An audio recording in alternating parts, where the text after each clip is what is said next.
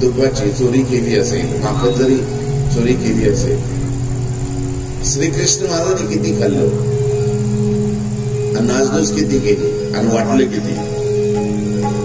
श्रीकृष्ण महाराजांनी अगदी थोडस आरोग्य केलेली आहे, खाल्लं नाही. खाणं आमचं असतं, खाणं समाजासाठी होतं. ईश्वराची आरोग्य होती केली, स्वतःसाठी नाही केली, त्या जीवाच्या भल्यासाठी केली, कल्याणासाठी केली. असा ईश्वर अवतार होत असतानाच जगाच्या कल्याणासाठी होत असतो. संतही होतात ना, ते कल्याणासाठी होत असतात, स्वतःसाठी होत नसतात, स्वतःसाठी देह झिजवत नसतात, जगाच्या कल्याणा. म्हणूनच म्हणतात जगाच्या कल्याणा संताची होती, झिजविती देह परोपकार. दुसऱ्यांसाठी देह झिजवणारे ईश्वर जरी अवतरले, स्वतःसाठी नाही, स्वार्थ त्यांचाही राहिला पण त्या 3 अर्थाने, परंतु समाजासाठी. कन्हैया कन्हैया तुम्हें आना पड़ेगा, वचन गीता वाला निभाना पड़ेगा. कन्हैया कन्हैया तुम्हें आना पड़ेगा, वचन गीता वाला निभाना पड़ेगा. कन्हैया कन्हैया तुम्हें आना पड़ेगा, आना पड़ेगा, वचन गीता वाला निभाना पड़ेगा.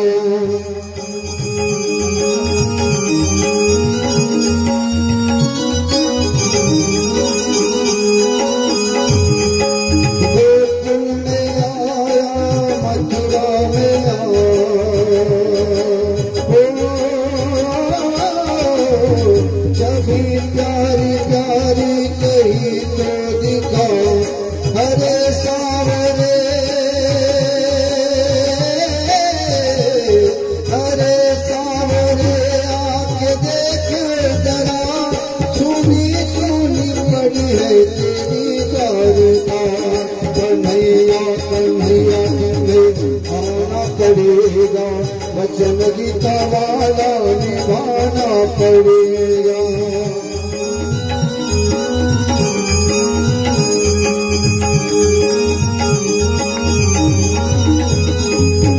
यमुना के पानी में हलचल नहीं,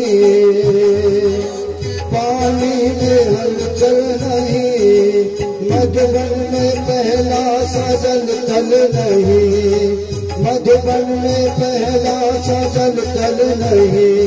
वही कुंज गलिया,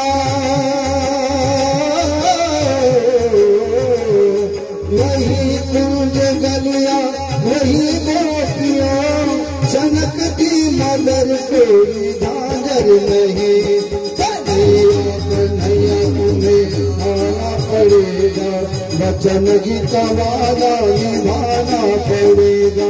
कन्हैया कन्हैया तुम्हें आना पड़ेगा, वचन गीता वाला निभाना पड़ेगा. वचन गीता वाला निभाना पड़ेगा, वचन गीता वाला निभाना पड़ेगा.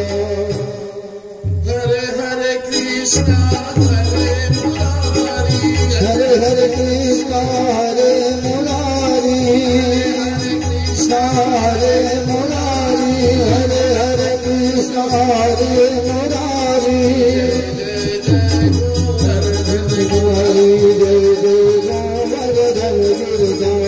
जय जय गोवर्धन गिरधारी, जय जय गोवर्धन गिरधारी.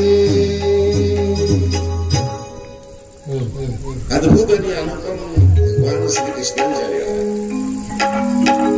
आहासूर मारला. त्रेतायुगामध्ये दत्तात्रय महाराजांचा सेवक राहिलेला आहे. आहासूर मारला. ज्यावेळेस अघासूर मारला ना, देवतालोक सुद्धा आपलं लोक सोडून ईश्वराची ती लीला पाहण्यासाठी भूतलाकडे पाहिला. ब्रह्म सुद्धा आश्चर्यचकित झाला. असं म्हणतात की ज्याने सृष्टीची निर्मिती केली तो ब्रह्म याच्या नाभीतून झालेला, असं पुराण सांगते.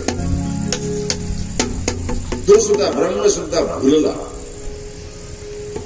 की त्रेतायुगापासून जो मारला गेला नाही तो आसूर कोणी मारला? तो आहे तरी कृष्ण आहे तरी कसा, कन्हैया आहे तरी कसा? म्हणून ब्रह्म सुद्धा बोलला श्रीकृष्ण महाराजांच्या त्या लीळेला. अद्भुत अवर्णनीय श्रीकृष्ण महाराजांच्या लीळा आहे. 5-7 वर्षाचे झाले. कालची आपण यमलार्जुनाची कथा ऐकली. घोड्या करायला लागलेल्या.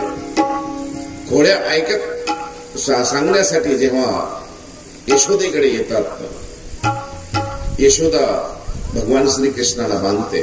दामोदर नामकरण त्यावेळेस झालेलं आहे. यमलार्जुनाला मुक्ती दिलेली आहे. घोड्या जरी गेल्या, कोणाच्या घरामध्ये जरी गेले, नाचधूस जरी केली, माखन जरी खाल्लं, तर त्या जीवाच्या कल्याणासाठीच बांधल्या गेले. त्या 2 धनद राजाच्या, धनद यक्षाच्या 2 मुलांना मुक्ती देण्यासाठी स्वतःला बांधून घेतलेला आहे. ईश्वर अवतार आहे. ईश्वराला कोण बांधू शकेल? जो जीवाला बंधनातून मुक्त करणारा आहे, अविद्येतून बंद करणारा आहे, संस्कृती बंधनापासून मुक्त करणारा आहे, त्या परमात्म्याला कोण बांधू शकणार आहे? परमात्म्याला बांधू शकते फक्त आमची श्रद्धा, आमचा विश्वास, आमची भक्ती, आमचं प्रेम. ऐसी प्रीत लगी वृंदावन, गोपियण नाच नचाए. प्रेम के वश अर्जुन रथ हाकियो. अर्जुनाजवळ काय होतं? अर्जुनाने काय दिलं होतं? काही नव्हतं, फक्त श्रद्धा होती, फक्त धर्म होता त्या ठिकाणी. रथ हाकलं हो, रथ हाकलं. असा श्रीकृष्ण महाराज दया, मया, कृपा, करुणा एवढं अनंत गुणाने युक्त आहे. आज भगवान कृष्णांची आपण ती लीला पाहणार आहोत. ज्या लीळेचं कितीतरी युगानुयुगे वर्षानुवर्ष त्याचं वर्णन केलं जातं. बाललीलेतली एक लीला आहे. गोपाळ कृष्ण महाराजांचे 8 सवंगडी आहेत. वरद, वाकुडा, पेंदा, सुदामा, बर, सुबर, हे श्रीकृष्ण महाराजांचे सोबती 4ही वर्णातले होते. हे काही फक्त गोकुळीचे म्हणजे गवालेच होते असं काही प्रकार. 4ही वर्णातले होते आणि 4ही वर्णांना घेऊन सोबत चालणारा आमचा हा प्रभू. घोड्या वाढल्यानंतर आता वडिलांनी पाहिलं, आईने पाहिलं, ते श्रीकृष्ण महाराज आता मोठे झालेले आहेत. आता यांना काहीतरी घराच्या बाहेर पाठवावे लागेल. घरामध्ये जर आपण जपून ठेवलो ना, आपल्या घरामध्ये सुद्धा आपण मुलांना एक वय आहे तोपर्यंत आपण त्यांना जपत असतो. 9 महिने 9 वर्ष माता जी असते ती गर्भामध्ये त्याला सांभाळीत असते. 9 महिने 9 वर्षानंतर प्रसूती होते. त्यानंतर वय वर्ष 9 पर्यंत त्या मुलाला सांभाळावं लागतं आणि 9 वर्षानंतर मग मात्र तो मुलगा घराच्या बाहेर पाऊल टाकतो. वडील त्याला सोबत घेऊन जात असतात, त्याला दाखवत असतात. श्रीकृष्ण महाराजांचं वय आता 7-8 वर्षाचं आहे. नंद आणि यशोदेने विचार केला की आता प्रभूंना बाहेर काढलं पाहिजे, आता कन्हैयाला बाहेर पाठवलं पाहिजे. याच्या खोड्या आता वाढलेल्या आहेत. खोड्या इतक्या वाढलेल्या आहेत की घरापर्यंत आलेल्या आहेत. मग आता यांना सोबत कुठंतरी सवंगड्यांसोबत आता वृंदावनाला पाठवायचंय. वृंदावनाला पाठवायचं म्हणल्यावर सोबत सवंगडी आहे. सवंगडी असताना बलराम, दाऊ भैया मी सोबत आहे. पण मातेचं फार जीव, आईचा जीव मुलामध्ये असतोच आणि वडिलांचा जीव मुलीमध्ये असतो. यशोदेचं मात्र फार जीव श्रीकृष्ण महाराजांना. श्रीकृष्ण महाराजांना सकाळी 5-7 परडी उठवायची, त्यांना सजवायची, मोठ्या लाडानं उठवायची. कपाळावर चुंबन घ्यायची, गालावर चुंबन घ्यायची, प्रेमानं उठवायची, आंघोळ घालायची, त्यांना नटवायची. नटलेला अगोदरच सर्वांग सुंदर असलेले प्रभू नटल्यानंतर अजूनही सुंदर दिसायचे. ते गोपाळ कृष्ण महाराजांचं चालणं, ते लढीवानं बोलणं, ते ठुमकत चालणं, कितीतरी कवीनं त्या श्रीकृष्ण महाराजांचं वर्णन केलेलं आहे.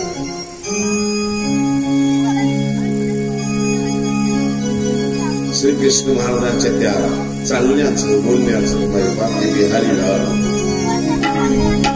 बाकी बिहारी लाल म्हणल्या जायचं. बाकी बिहारी म्हणतात श्रीकृष्ण महाराज. बाक म्हणजे वाकडा.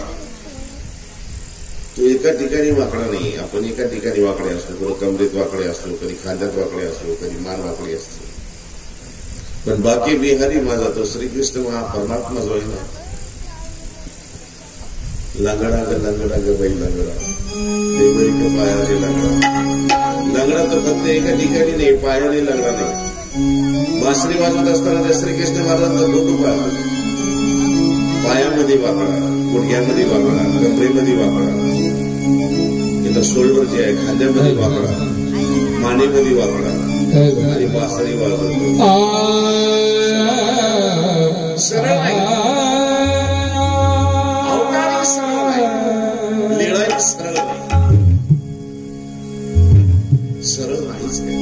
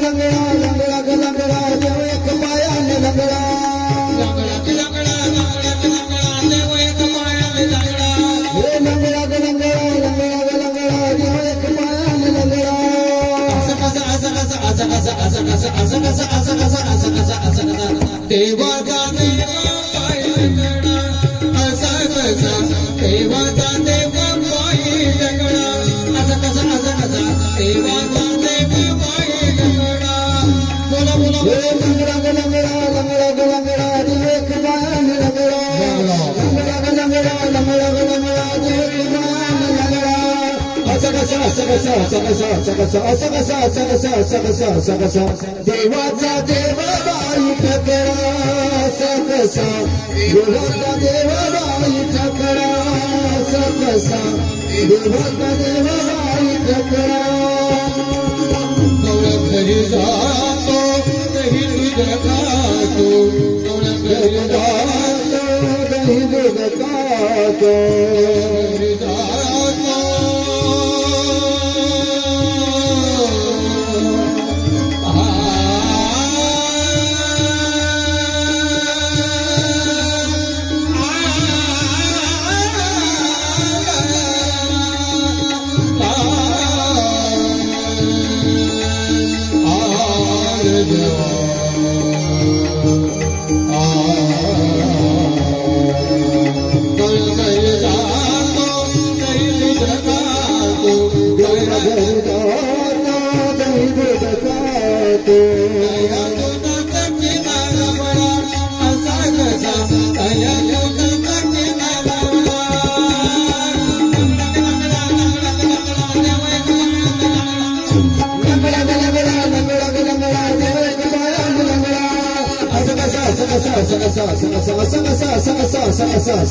देवाचा देवा बाई ठकरा सकसा, देवाचा देवा बाई ठकरा सकसा, देवाचा देवा बाई ठकरा, देवाचा देवा बाई ठकरा.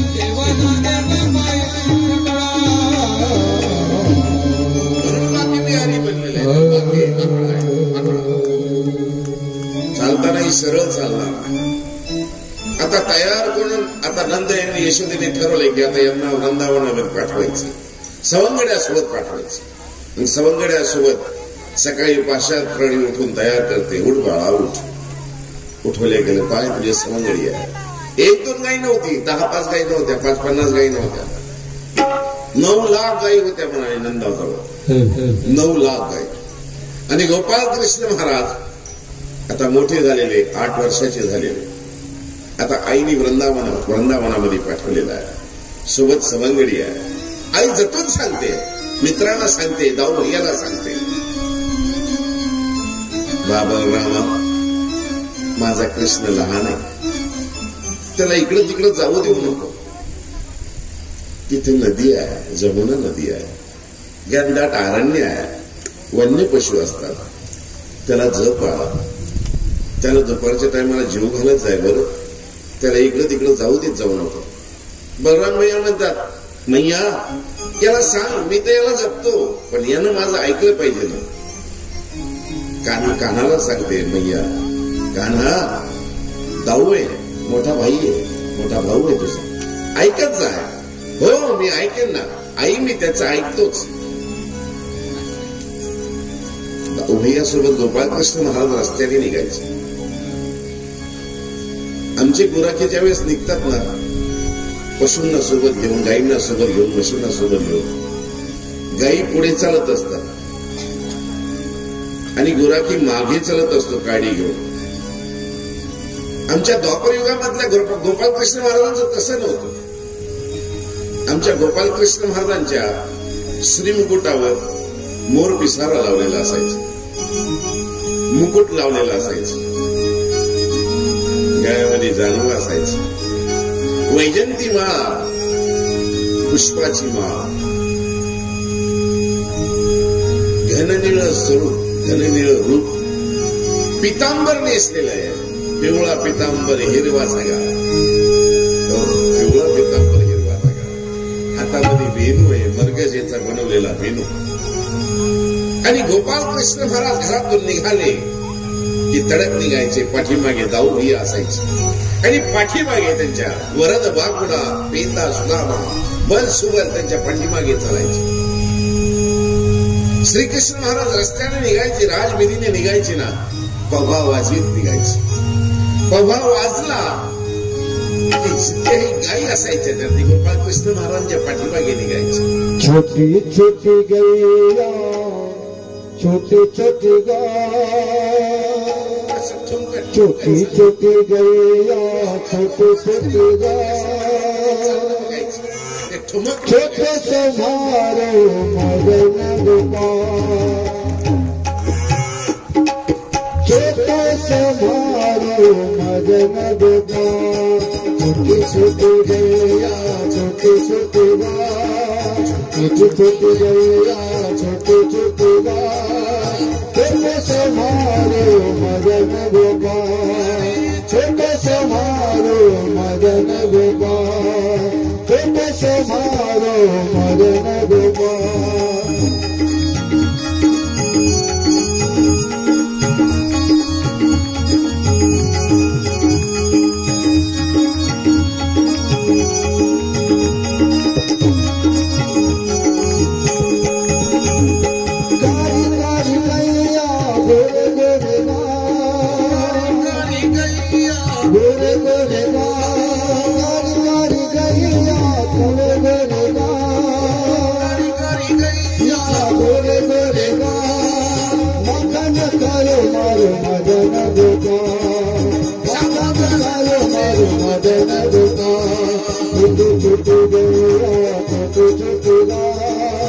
छोटी छोटी गैया, छोटी छोटी गाय, छोटे से मारो मदन गोपाल, छोटे से मारो मदन गोपाल, छोटे से मारो मदन गोपाल.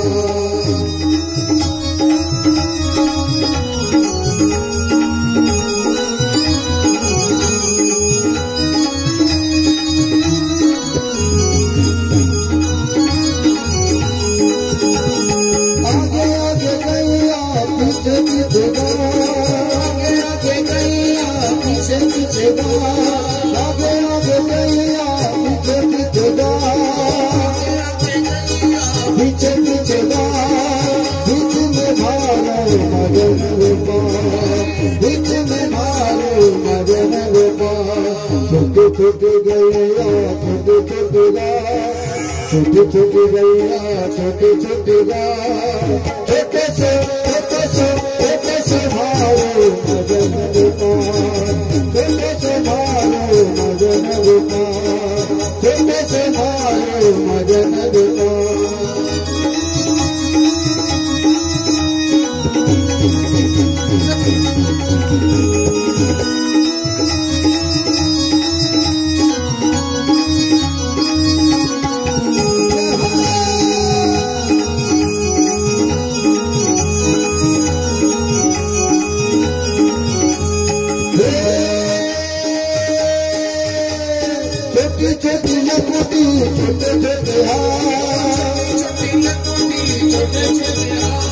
छोटी छोटी लंगोटी छोटे छोटे हाथ, छोटे छोटे हाथ, बंसी बजाए मारो मदन गोपाल, मारो मदन गोपाल, बंसी बजाए मारो मदन गोपाल। छोटे छोटे गैया छोटे छोटे छोटे छोटे गैया छोटे छोटे छोटे से मारो मदन गोपाल, छोटे से मारो मदन गोपाल, छोटे से मारो मदन गोपाल।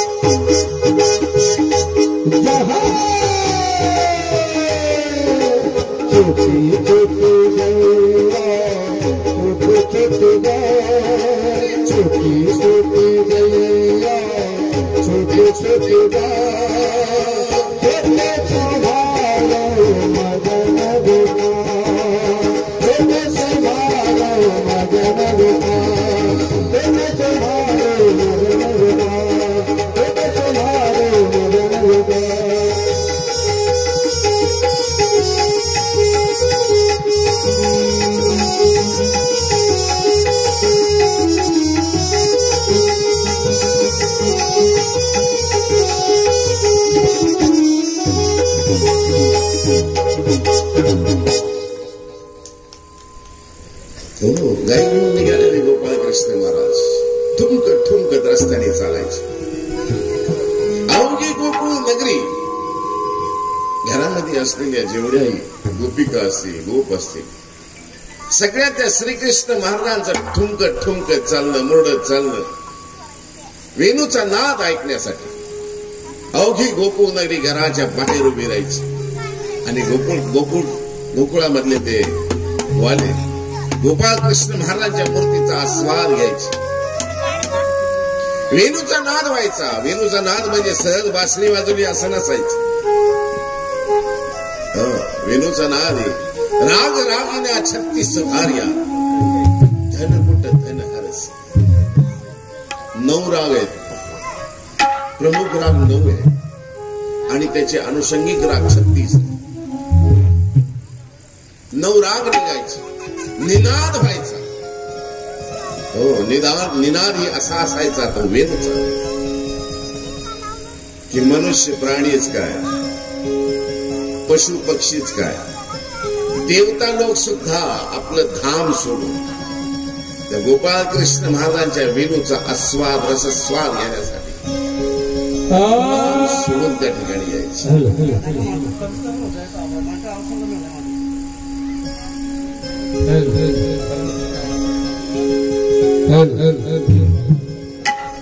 आणि गोपाळ कृष्ण महाराज निघालेले ठुमकत पूर्ण यमुनेच्या तीरावर जायचे. एका मोठ्या पाषाणावर बसायचे आणि पाषाणावर बसल्यानंतर अवघ्या जेवढ्याही गव असायच्या गायी असायच्या गोपाळ कृष्ण महाराजांना वेढून बसलेल्या असायच्या. चारण्यासाठी नेलेल्या गायी गवत घास खात नव्हत्या.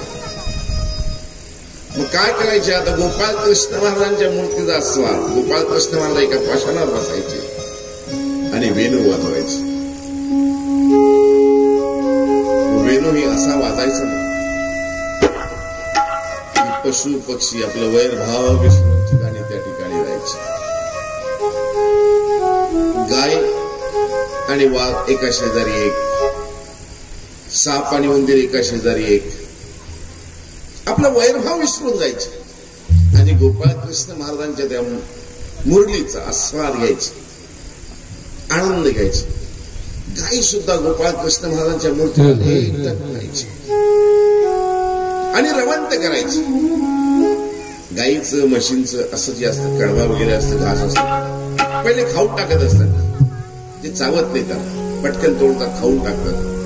आणि पोट भरल्यानंतर जेव्हा त्यांना असं कळतं की आता पोट भरलेलं आहे, मग खाली बसतात आणि निवांतपणे पोटामध्ये जेवढं खाल्लेलं घास, गवत आहे, कडबा आहे, ते सगळं पुन्हा तोंडामध्ये आणतात आणि रवंत करत असतात. त्याला रवंत म्हणतात. आणि रवंत केल्यानंतर त्यातलं जेवढंही सत्व असेल, कस असेल, तेवढं कसकस वगैरे घेऊन टाकतात आणि बाकीचं ते बाहेर टाकले जातात. हे रवंत म्हणतात. ह्या गायी मात्र गोकुळातल्या 9 लाख गायी एकही चरत नव्हती. रवंत मात्र करायची, रवंत मात्र करायची. मूर्तीचा आस्वाद घेत घेत रवंत त्यांचं सुरू असायचं. गोकुळामध्ये आल्यानंतर सुद्धा आई वडील विचारायचे का हो गाईंना चारा वगैरे खाऊ घातला काय, पाणी पाजलं काय? हो, पाजलं. मग दूध वगैरे बराबर द्यायला पाहिजे ना. दूध, इतकं दूध द्यायचे. त्या गायीचे आणि म्हशींचे कास इतके वाढलेले असायचे की ते जमिनीला लागतात की काय असं व्हायचं. दूध काढत असताना दूध काढता काढता हाताला कांडारे यायचे, म्हणतात हात थकून जायचे त्याचे, तरी दूध संपतच नव्हतं. अशा गोपाळ कृष्ण महाराजांच्या मूर्तीचा आणि वेणूचा नाद त्या गायी घ्यायचे.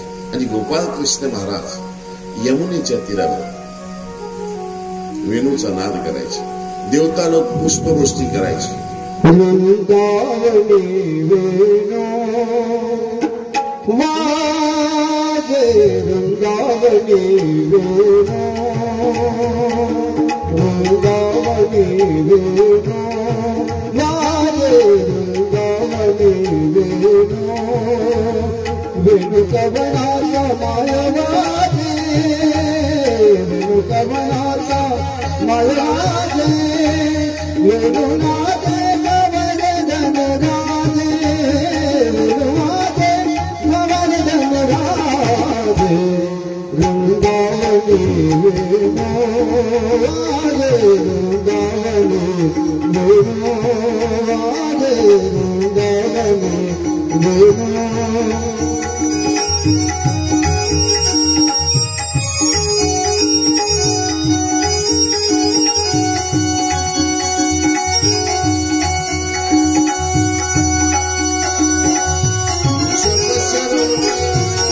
पसरोण मयूर विराजे, पसरोण मयूर विराजे.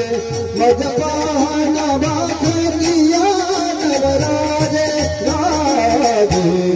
वृंदावनी वेणू वाजे, वृंदावनी वेणू वाजे, वृंदावनी वेणू.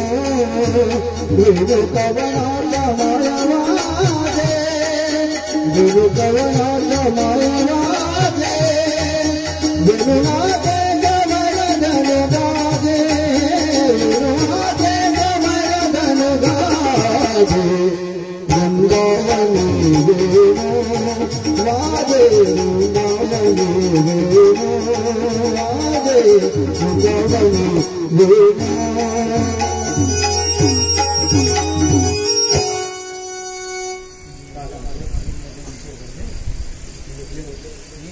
धेनुचारा चरू विसरली, गायी व्याघ्रे के ठाई झाली.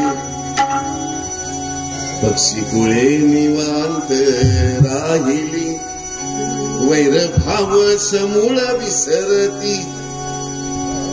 पुनतारा तरू विसरली, पुनतारा तरू विसरली. गायी व्याघ्रे कठाई झाली, गायी व्याघ्रे कठाई झाली. पक्षी जोडे निवांत राहिली, पक्षी उडे निवांत राहिली. वैरभावा समोर वृंदावनी वेणू वाजे वृंदावनी वेणू वाजे वृंदावनी वेणू. तुम्हाला मी जी सांगू राहिलोय ती आहे की नाही कवितेत पहा, गीतामध्ये आहेत की म्हणून ते पहा, गीत मध्ये आहे की नाही ते पहा. धेनू चारा चरू विसरली, धेनू म्हणजे गाय, चारा चरू विसरली, चरायचं विसरून गेली. गाई व्याघ्र एके ठाई झाली, गाय आणि व्याघ्र म्हणजे सिंह एका ठिकाणी झाले, वाघ एका ठिकाणी आले, दोघांचं वैर. वाघाला गाय आवडते, का आवडते तुम्हाला माहिती नाही माहिती. गाय हे शाकाहारी प्राणी आहे आणि शाकाहारी प्राण्याचं जे मांस असतं ना म्हणाले तो फार स्वादिष्ट आणि सकस असतं, म्हणून गायीचं आवडतं, वाघाचं आवडतं, सगळ्यात आवडतं गाय आहे. हरिण आहे, हरिण कधी म्हणजे मांसाहार करत नाही, ती शाकाहारी आहे, सकस पौष्टिक आहे. हिंदू धर्मामध्ये सुद्धा आमच्या मांसाहार सांगितलेला नाही. मांसाहार कोण करत असतं? मांसाहार ते करत असतात जी जिभेने पाणी पित असतात. तोंडाने पाणी पिणारे कधीही मांसाहार करणारे नाहीत. आता आपण माणसं आहे, आता आपण आपली पातळी सोडी ती गोष्ट वेगळी आहे, आपण पशु झालो ते वेगळं आहे, पण आपलं खाद्य हे शाकाहारच आहे, मांसाहार नाही. म्हणून मानव संप्रदायामध्ये अनुयायी घ्यायचं जर व्हायचं असेल तर पहिले सप्तव्यसन सोडावे लागतात. मांसाहार करायचं नाही, मद्यपान करायचं नाही, दूध खेळा करायची, वेश्याग्रमण करायचं नाही, हे पहिले 7 सप्तव्यसने ते सोडावी लागतात. त्याला माणूस बनवल्या जातात. गाई व्याघ्र एके ठाई झाली, गाई आणि व्याघ्र दोघं एका ठिकाणी येतात. पक्षी कुळे निवांत राहिली, पक्षी आपल्या घरामध्ये निवांत आहेत, त्यांना कशाचाच भेव नाही, कारण त्यांचा रक्षित आता पालनहार आहे तो त्या ठिकाणी आहे ना. घरामध्ये एखादा कर्ता माणूस असेल, माणूस असेल, घरामधले सगळे निश्चिंत असतात. का? अरे घराचं छत आहे ना, घराचं रक्षण करणारा आहे ना. तसं पशुपक्ष्यांना सुद्धा असं निवांत वाटायचं. गोकुळी घाबरायची, गोकुळीतले जन घाबरायचे. हे आता कसं होईल? दररोजचं एक अरिष्ट आहे. नंदाकडे यायचे, सांगायचे हे काय लावलंय बाबा, जेव्हापासून तुमचं बाळ आलंय तेव्हा गोकुळावर रोज एक अरिष्ट येते. माणसं घाबरत होते. माणसापेक्षा तर ती पशुपक्षी चांगली होते. त्यांना कळालं होतं की आमचा तारणहार आहे, पण माणसाला कळालं होतं. एवढं होऊन सुद्धा, पाहून सुद्धा, तृणावर्त पाहिली, पुतना पाहिली, केशिया पाहिला, शक्तासूर पाहिला, वत्स पाहिला, प्रलय पाहिला, तरी नंदाला कधी कधी असं वाटलं नाही की हा जो आपला मुलगा आहे तो काही असामान्य आहे, असं कधीच वाटलं. केव्हा वाटला? वयाच्या 12व्या वर्षानंतर, जेव्हा नंदाला असं वाटायचं की मला वैकुंठाचं दर्शन व्हावं, आणि गोपाळ कृष्ण महाराज वैकुंठाला घेऊन गेले. कोणाला? नंदाला. हे तुम्हाला माहिती आहे, नंदाला वैकुंठाचं दर्शन करवलं. सदैही नदीच्या तीरावर नेलं, हाताला धरलं आणि वैकुंठाला घेऊन गेले. वैकुंठाला गेल्यानंतर काय पाहिलं त्यांनी?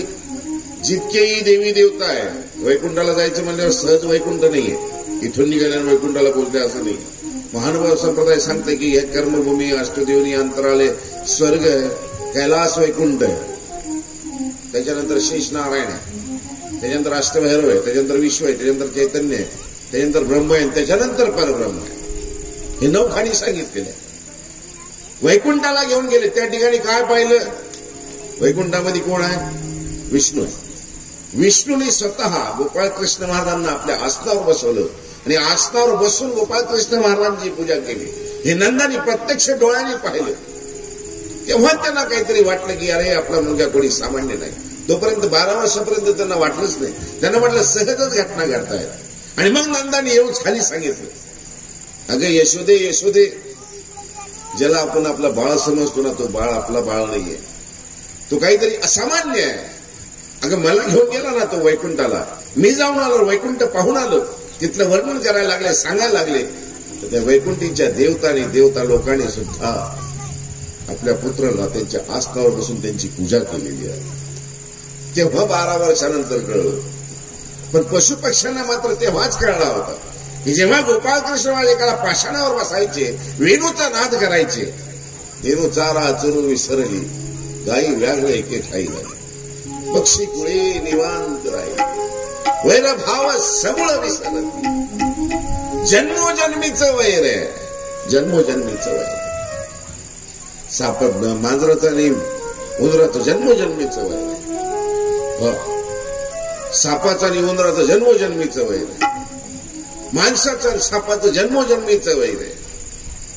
वैर आहे. इंद्रप्रस्थ बनवायला ज्यावेळेस गोपाळकृष्ण महाराजांसोबत अर्जुन गेला, ते खांडवनाला जेव्हा जाळायचं होतं तेव्हा त्याच्यामध्ये काय झालं होतं, कितीतरी नाग सर्प त्या ठिकाणी जाळले गेले होते, जळाले होते. आणि तो साप जो होता तो शाप दिला होता नागाने, आणि तो जो अस्त्र चालवला गेला होता ना, गोपाळकृष्ण महाराज त्या ठिकाणी होते म्हणून वाचला तो अर्जुन. सर्पांनी अर्जुन वेढला गेलेला होता. ही एक कथा आहे, जन्मोजन्मीचं वैर आहे. आज आपण कथा जी पाहणार आहोत ना, आज कालिया मर्दन कथा पाहणार आहोत. आज सर्पाची लीला आहे, साप आहे. हे सर्पाची केव्हापासून वैर आहे? सापाचं काय माणसाशीच वैर आहे असं नाहीये. गरुडाशी सुद्धा त्याचं वैर आहे. गरुड पाहिलं की साप बाहेर निघत नाही बिळात. त्याचं कारण आहे, एक दिवस महादेशांनी प्रश्न विचारला आमच्या देवाला, चक्रधर स्वामी. देवा, हे म्हणाले, हा कालिया नाथ नथिला कैसा तो सांगावाजी, तो निरूपावाजी कैसा आहे तो. पुराण ऐकायला जायची, भागवत ऐकायला जायची, कथा ऐकायला जायची महाराज. पुराणातून ऐकून आल्यानंतर स्वामींना सांगायची, जी जी पुराणी आज ऐसीनी ऐसे सांगितले ते साचजी. विचारायची. आमचे चक्रधर स्वामी सांगायचे, बाई ते काय जाणते, ते तुम्हाला येथोरी सांगितले. त्यांना काय माहिती आहे, आम्ही तुम्हाला सांगू काय झालं होतं, कसं झालं होतं. आपल्या जीवनाचं चरित्र आपल्याला माहिती आहे, होय की नाही? हो. आपण संत आहोत की नाही हे आपलं मन जाणतं. एक तर मन जाणतं, नाही तर परमात्मा जाणतो. दुसरं कोण जाणतं? आपण सगळ्याला लुकू शकतो. पण आमचे स्वामी सांगायचे, बाई ते काय जाणते, ते तो माझं येथोरी सांगितले. मग येथोरी सांगितलं म्हणजे ही कसं सांगतील? बराबर कसं डिटेल तेच सांगितलं आणि तेच सांगितलेलं आहे आणि तेच आहे. हे अवतार आहे, हे परमात्मा आहे. आणि त्यांनी सांगितलेली वाचा जी आहे, वाणी जी आहे, परामिश्री सत्य आहे, त्रिवार सत्य आहे. महादेशाने विचारलं की कालिया कैसा नथिला, कालियाला कसं नाथलं, त्याला कसं मारलं, त्याला कसं पळवून लावलं, ते इथून सांगा. पुराणामध्ये मी ऐकलंय, पुराणामध्ये मी असं ऐकलंय ते साच. बाई ती इथून सांगितली. पण स्वामी सांगतात, बाई फार जुनी कथा आहे म्हणाला, फार जुनी कथा आहे. एक कश्यप नावाचे ऋषी होते आणि त्या कश्यपांना 2 पत्न्या होत्या. एकाचं नाव होतं वनिता आणि एकाचं नाव होतं कद्रू. आता ऋषी आहे म्हणल्यावर त्याचं काम तपश्चर्या करणे आहे की नाही? तपश्चर्या करायची. कितीतरी काळापर्यंत त्यांनी तपश्चर्या केली. आता 2 पत्न्या आहेत. आम्ही 10 माणसं एका ठिकाणी चुपचाप बसू, 10 जण एका ठिकाणी व्यवस्थित राहू. पण 2 महिला एका ठिकाणी राहतात का? नाही. ते बोलल्याशिवाय राहत नाही. ते बोलतीलच, बडबड करतीलच, हसतीलच, काही ना काही विषय काढतीलच. ती चूप असणारच नाही. 2 बाया एका घरामध्ये राहिल्यानंतर कधी सोयीनं राहतील असं करू नका, सांगतो एक तो. 2 बाया जर एका घरामध्ये राहिल्यानंतर कधी व्यवस्थित राहतात का? कधीच राहतात. आणि त्यात सवत बांधल्यानंतर तर कधीच नाही. माझ्या आयुष्यामध्ये 2 अनुभव मी असे घेतले. एक अनुभव असा आला मला, माणसाची पैसा गेला माणसाला काही वाटत नाही, माणसाची जमीन गेली माणसाला काही वाटत नाही. माणसाचं तरुणपण गेल्यानंतर माणसाला फार वाईट वाटतं.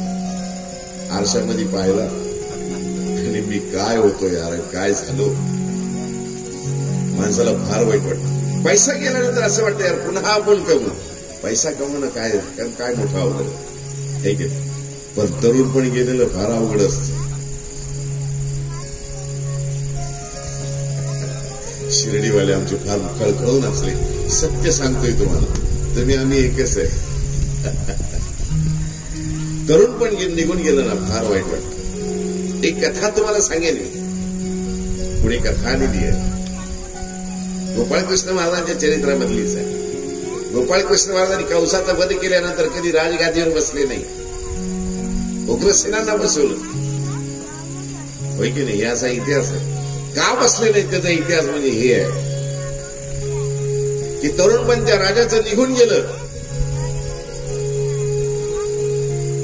त्यांना शाप होता, राजा तू असं असं केलंस, भ्रष्टाचार केलास, अनैतिकता केलीस, तुझा तरुणपण निघून जाईल, तू तरुणपणीच वृद्ध होशील. माफी मागितली. त्यांनी सांगितलं की तुला तरुणपण येईल, पण तू तुझ्या मुलाला वाग. एका मुलाजवळ गेला, जो पहिल्या पत्नीचा होता, त्यांनी दिलं नाही. दुसऱ्या पत्नीच्या मुलाने त्यांना तरुणपण दिलं. आता अशी धावती ओझर तुम्हाला सांगतो. पण माणसाला तरुणपण निघून गेलेलं फार वाईट वाटत असतं. महिलांचं एक तुम्हाला सांगतो, महिला प्रॉपर्टी हिस्सा देईल, महिला सगळं पैसा काढून देईल, दागदागिने काढून देईल, पण आपल्या नवऱ्याची विभागणी कधी सण करती का? जाऊ द्या पैसा, जाऊ द्या म्हणती, गाडी काय देऊन टाका त्यांना, तुम्ही गेलेले जमणार. सवत मत्सरे ऑलरेडी असतोच. तसं कश्यपांना 2 पत्नी आहेत, एक आहे कद्रू आणि एक आहे वनिता. आता एक सात्विक आहे, सज्जन आहे, आणि एक मात्र चॅप्टर आहे. एका आईच्या उदरामध्ये 2 मुलं जर जुळे जरी असले ना, ते एक वेगवेगळे स्वभावाचे असतात. आता या 2 घरातल्या 2 महिला आहेत, त्यातरी एका स्वभावाच्या कशा असतात. वनिता जी आहे ना, ती फार सज्जन, फार सेवाभावी आहे. कद्रू मात्र मोठी चॅप्टर आहे. कद्रूला वाटायचं मी मोठी आहे आणि वनितांनी माझं नेहमी ऐकावं. आता हे दोघेही मनोभावे त्या कश्यपाची सेवा करायची. बरेच वर्ष तपश्चर्या केल्यानंतर त्यांनी विचारलं की आता ऋषीवर तुम्ही आता म्हातारे झाले, आता आमचं काही कल्याण करा ना. पंची पंख बिना, हस्ती दंत बिना, नारी पुरुष बिना, जैसे तरुवर फल विना हिना, तैसे पुरुष हरिनाम बिना. पण स्त्री जी असते ना, स्त्रीची ही अशी आहे की ती वंश पुढे वाढवत असते, त्याला फळ लागत असतं. ज्या झाडाला फळ लागत नाही त्याला त्याची किंमत नसते, त्याला कापल्या जातं, तोडून टाकतात. त्याला आंब्याला लवकर कोणी तोडतं का? जोपर्यंत फळ येणं बंद होत नाही तोपर्यंत आंब्याचं झाड तोडत नाही कोणी, कारण तो फळ देणारा आहे. स्त्रीचं सुद्धा तसंच, स्त्रीच्या ठिकाणी उत्पत्ती लिहिलेली आहे. आणि स्त्रीची अशी मानसिकता असते की जोपर्यंत आपल्याला बाळ होत नाही, मुलगा होत नाही, तोपर्यंत आपलं स्त्रीत्व पूर्ण होत नाही, अशी त्यांची धारणा असते. वनिता आणि कद्रूंना बऱ्याच वर्षापर्यंत काही मूलबाळ नव्हतं, कारण ही सेवेमध्येच राहिली. सवत मत्सरेंचं मात्र नेहमी राहायचं. मग ज्यावेळेस म्हातारे झाले कश्यप, त्यावेळेस त्यांनी सांगितलं की ऋषीवर आता तुमची सेवा करता करता पूर्ण आमचं आयुष्य निघून गेलं, आता आयुष्याच्या शेवटी काहीतरी द्या ना आम्हाला. ते म्हणाले काय पाहिजे सांगा. कद्रू म्हणाली मला 1000 मुलं पाहिजे आणि एकापेक्षा एक वरचढ हवे, बलशाली हवे. कद्रू म्हणाले, कश्यप म्हणाले ठीक आहे. कद्रूला विचारलं तर त्यांनी 1000 मुलं मागितले, ताकदवर. वनिताला विचारलं तुला काय हवं, इतक्या वर्ष तू माझी सेवा केलीस, तुला काय हवं? ते म्हणाले मला एकच मुलगा हवा, पण कद्रूच्या 1000 मुलांना तो भारी असावा. ऋषीवर होते, तपस्वी होते, त्यांनी सांगितलं ठीक आहे, तथास्तु होईल. कद्रूला 100 साप, 1000 साप झाले, 1000 साप नाग ज्यानं जन्म दिला, एका चढ एक. त्याच्यामध्ये शेष नाग आहे, त्याच्यामध्ये अनंत आहे, त्याच्यामध्ये वासुकी आहे, हे प्रमुख तीन होते आणि 1000 सर्पांना त्यांनी जन्म दिला. वनिता जी होती त्यांनी हजारांना भारी असलेला एकच मुलगा मागितला. त्याला मुलगा झाला गरुड. आता हे सगळं व्यवस्थित चालू होतं. लहानाचे मोठे सगळे मुलं झाले, पण यांचं मत्सर काही गेलं नाही. गरुडला वाटायचं वनिताने नेहमी माझी बी सेवा करावी. त्या शिवांची तर करतीच, पण माझी सेवा करावी, याला आपली दासी बनवावी. ही लहान आहे ना, ही मागून झालेली आहे, पहिले मी मोठी आहे. मग एक दिवस काय झालं, समुद्र मंथन झालं. समुद्र मंथनामध्ये एक अश्व निघाला होता, पांढरा शुभ्र अश्व. तोवर आकाशामध्ये एक दिवस कद्रू आणि वनिता दोघे आपल्या घराच्या गच्चीवर गेले आणि त्या कद्रूनी वनिताला विचारलं, ती लांब पाय काय दिसतंय तुला? ते म्हणाले, तो अश्व आहे. तो अश्व तू ओळखती का? तो कोणता अश्व आहे? ते म्हणाले, नाही. हे म्हणाले, समुद्र मंथनातून निघालेला अश्व आहे. म्हणाले, त्याची तुला शेपटी दिसती का? आता हे खाली भूतलावर ते कितीतरी लांब. ते म्हणाले, त्याची शेपटी दिसती का? ते म्हणाले, हो. ते म्हणाले, त्या घोड्याचा वर्ण कसा आहे? म्हणजे घोड्याचा रंग तर शुभ्र पांढरा दिसतो. नीट पाय म्हणाले. ते म्हणाले, पांढरा आहे. त्याच्या शेपटीचा रंग कसा आहे? ते म्हणाले, त्याची शेपटी बी पांढरी दिसायला लागली. ते म्हणाले, काय सांगते खोटं? त्याची शेपटी काळी आहे. ते म्हणे, असं होऊ शकत नाही. श्वेत वर्ण तो अश्व आहे, त्याची शेपटी काळी कशी राहील? नाही म्हणाले, लाव शर्यत. ते म्हणे, लागली शर्यत. घोडा बी पांढरा शुभ्र आहे आणि त्याची ती शेपटी बी पांढरी शुभ्र आहे. तेव्हा ठीक आहे, चल आता उद्या ह्या वेळेसच आपण त्या ठिकाणी जाऊ आणि पाहू. त्या ठिकाणी तो घोडा पांढरा आहे आणि त्याची शेपटी बी पांढरी आहे, का शेपटी काळी आहे त्याची. आता या कद्रूला फसवायचंच होतं. त्यांनी आपल्या साप जी मुलं होते 1000 साप, त्यांना सांगितलं, तुम्ही असं करा, त्या अश्वाच्या प्रत्येक जे हे ना त्याला काय म्हणतो केश आहे, ते केशाला जाऊन तुम्ही लटका आणि उद्या आम्ही पाहू. त्यावेळेस ती शेपटी काळी दिसली पाहिजे आणि घोडा शुभ्र दिसला पाहिजे. आता ही वनिता साधी सुधी होती. दुसऱ्या दिवशी हे पाहायला गेले तर त्या ठिकाणी पहिले साप लटकलेले होते. साप लटकल्यामुळे ती शेपटी कशी झाली? काळी झाली. आणि तो घोडा कसा राहिला? पांढरा शुभ्र. जसे जवळ गेले ते म्हणाले, वनिता दिसते का तुला? ते म्हणाले, हो. आणि घोडा कसा आहे? म्हणाले, पांढरा. शेपटी कशी आहे? ती म्हणाली, इथं काळी दिसायला लागली. काल तर पांढरी होती. ती म्हणाली, काल बी काळी होती.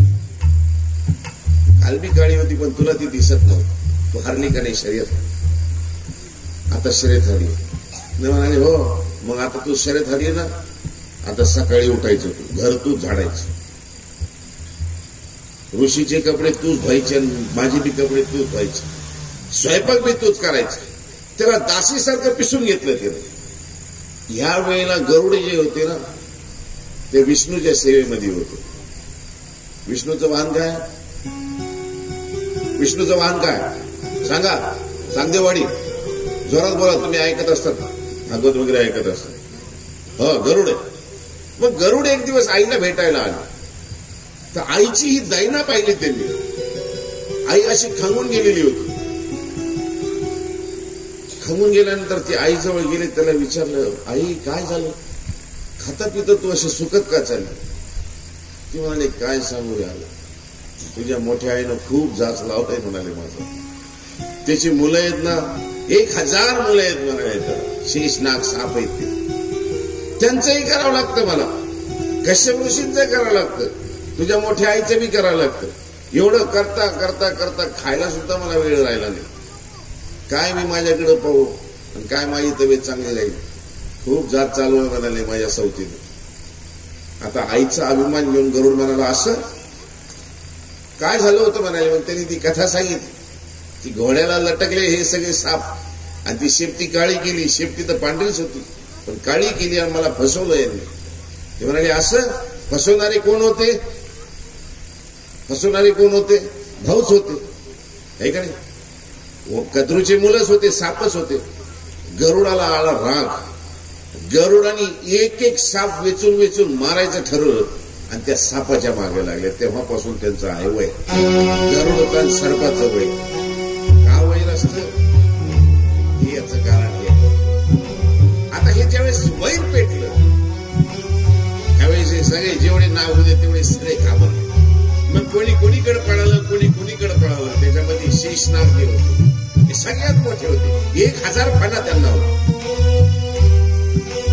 ते शेषनाग म्हणाले हे असे या भानगडीत आपल्याला नको, आपला स्वभाव नाही असला. आता ह्यो काय दुसरा आहे का आपला सक्का सावत्र भाऊ, त्याच्याशी काय वैर करायचं. ते म्हणाले आपण चाललो शिरातीला, त्यांच्या सेवेमध्ये आपण राहू शेषनारायणाच्या. म्हणून शेषनारायण जे होते ते शेषनारायणचे ते ज्याच्यात बसलेले आहेत ते कोण आहे? शेष.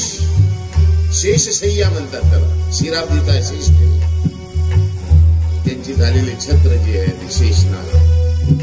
त्यामध्ये अनंत एक आहे. अनंत म्हणजे सगळ्यात मोठा. तिसरे एक होते अनंत एक वासुकी होते.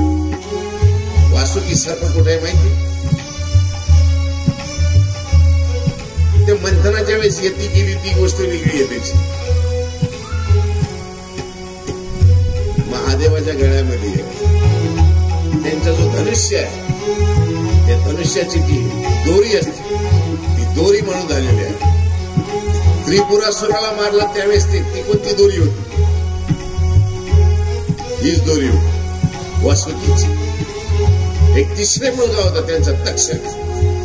तो तक्षक म्हणाले आता हे सगळे पळाले बिळामध्ये, आतमध्ये पाताळामध्ये गेले. मग पाताळाचं राज्य कोणाला व्हावं ते शेषनाग निघून गेले. अनंतनाग जे होते ते अनंतनाग म्हणून आज बी आपला जिल्हा आहे जम्मूकडे माहिती. अनंतनाग नेहमी पेपरमध्ये चालू असतं, नेहमी तिथं फायरिंग सुरू असतं. ते अनंतनाग नाग जे आहे ते अनंतनाग जिल्ह्यामध्ये तो आहे जम्मूकडे. तिथे जाऊन राहिले, ते स्थिरावले. ते म्हणाले आपल्या ह्या भानगडी नको. मग पाताळामध्ये सगळे गेलेले. मग पाताळामध्ये राज्य कोणाचं होतं? त्या ठिकाणी तक्षकाचं राज्य होतं.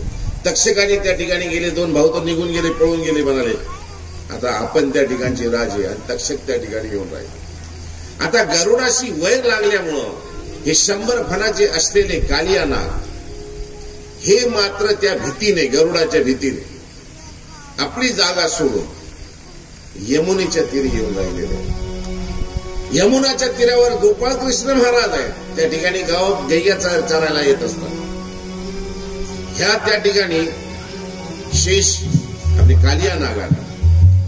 यमुनेच्या तीरावर का आले? दुसऱ्या ठिकाणी दुसऱ्या नद्या भेटल्या नाही का? त्यांना आपली गंगा नदी भेटली नाही का? गोदावरी भेटली नाही का? तापी भेटली नाही आपली? त्याच ठिकाणी का आले? म्हणाले त्या ठिकाणी एक महर्षी होता जुन्या काळामध्ये. आणि जुन्या काळामध्ये त्या यमुनेच्या काठावर तपश्चर्या बसली. आता त्या ठिकाणी जंगल असल्यामुळं पशु पक्ष्यांचा चिवचिवाट राहायचा. आणि हे ज्यावेळेस त्या ठिकाणी बसायचे साधनेसाठी एकांतवासादी प्रभूचं चिंतन करायचे, आपल्या आराध्याचं चिंतन करायचे, त्यावेळेस ते चिवचिवाट व्हायचे. आणि पक्ष्यांच्या चिवचिवाटामुळे त्यांची तंद्री जी आहे, त्यांचं ध्यान जे आहे ती भंगून जायची. त्यांची तंद्रीच लागत नव्हती. मग त्या ऋषीने त्या ठिकाणी त्या पक्ष्यांना शाप दिला. म्हणाले इथं 12 कोस पर्यंत मी असा शाप देतो की एकही पक्षी ह्या ठिकाणी येणार नाही. जो येईल तो त्या ठिकाणी मरून खाली पडेल. त्या 12 कोसापर्यंत एकही पक्षी 12 किलोमीटर पर्यंत 12 योजनपर्यंत एकही पक्षी त्या ठिकाणी येत नव्हता. आता सापाला भीती कोणाची आहे? गरुडाची तर आहेच. पण या पक्ष्यांची सुद्धा साप बाहेर निघाला त्याला कावळे मारतात, चिमण्याही मारतात, त्याचे डोळे फोडतात, आहे का नाही? कारण ते झाडावर चढतात, त्यांची अंडे खातात, त्रास देतात. म्हणून पशु पक्षीच राहणार नाही त्या ठिकाणी. पक्षीच नाहीये अशी निवांत जागा त्यांनी पाहिली कालियाने. आणि म्हणून तो कालिया तो जमुनेच्या डोहामध्ये आला आणि त्या ठिकाणी राहिला. आला तर चुपचाप राहावं ना. मरणाची भीती सगळ्यालाच. कंसाला नाही, याला बी मरणाची भीती आहे. कंसालाच नाही, आपल्याला सुद्धा मरणाची भीती आहे. तुम्ही सुद्धा आहे, तुम्हाला सुद्धा भीती. बाबा आपल्याला भीती वाटतच नाही कोणाची. जगात माणूसच नाही जो मरणाला भीत नाही. सगळे मरणाला भीतात, सगळ्याला भीती वाटत असते. डर की आगे जीते, काय खरं नसतं. लडकी आगायची ते काही नसते. भीती सगळ्याला वाटते. हे सगळ्या सांगायच्या गोष्टी. भीती वाटते सगळ्याला. कालिया नाग सुद्धा त्या ठिकाणी यमुनेमध्ये येऊन राहिलेले आहे. त्याला भीती होती पशु पक्ष्यांची, पण निवांत जागा आहे. गरुड त्या ठिकाणी येऊ शकत नाही. खोल आहे, अथांग आहे पाणी. पशु पक्षी नाही, अथांग पाणी आहे. तरी अजून काही झालं तर म्हणून त्यांनी काय केलं, त्या पाण्यामध्ये आपलं जेवढं विष होतं तेवढं विष त्या पाण्यामध्ये मिसळून त्याच्यामुळे ते पाणी विषारी झालं. विषारी झालेलं पाणी माणसाच्या कामी येईना, पशूंच्या कामी येईना, पक्ष्यांच्या कामी येईना. हे त्या प्रभूला कसं पटत, प्रभूला कसं जमले. गोपाळकृष्ण महाराजांनी म्हणले असं आहे का, आता हे समाज भयमुक्त करायला पाहिजे. भयमुक्त करायला पाहिजे. समाजच नाही, जो घाबरलेला आहे त्याला सुद्धा भयमुक्त करायला पाहिजे. गोपाळकृष्ण महाराजांनी एक दिवस चेंडू फळीचा खेळ मांडला. चेंडू फळी खेळता खेळता खेळता बऱ्याच लांबपर्यंत गोपाळकृष्ण महाराज निघून गेले. एक चेंडूचा फटकारा असा मारला की चेंडू वळाला आणि यमुनेच्या तीरावर असलेल्या कळंबाच्या त्या झाडाच्या मातीमध्ये अडकला. सगळीकडे चेंडू कुठे, चेंडू कुठे शोधता शोधता शोधता एका मित्राने पाहिलं की चेंडू त्या कळंबाच्या झाडामध्ये गुंतलेला आहे. श्रीकृष्ण महाराजांना सांगितलं गेलं. श्रीकृष्ण महाराजांनी दाऊला सांगितलं, दाऊ चेंडू तिथं अडकलाय, चेंडू आम्ही घेऊन येणार. दाऊ म्हणाले मी घेऊन येतो. नाही दाऊ, तुम्ही नका जाऊ, तुम्ही मागचं जे आहे ते सांभाळा. सर्वज्ञ आहे, सगळं काही जाणणार आहे. ते म्हणाले मागचं काय सांभाळायचे, मागे जे घडणार आहे ना ते तुम्ही सांभाळा. ठीक आहे म्हणाले. दाऊ याला बाहेर ठेवलं. गोपाळकृष्ण महाराज त्या झाडावर चढले, कळंबाच्या फांदी हलवली. चेंडू त्या जमुनेमध्ये पडला. कथा मोठी आहे, जरा पळत पळत घेतोय तुम्हाला.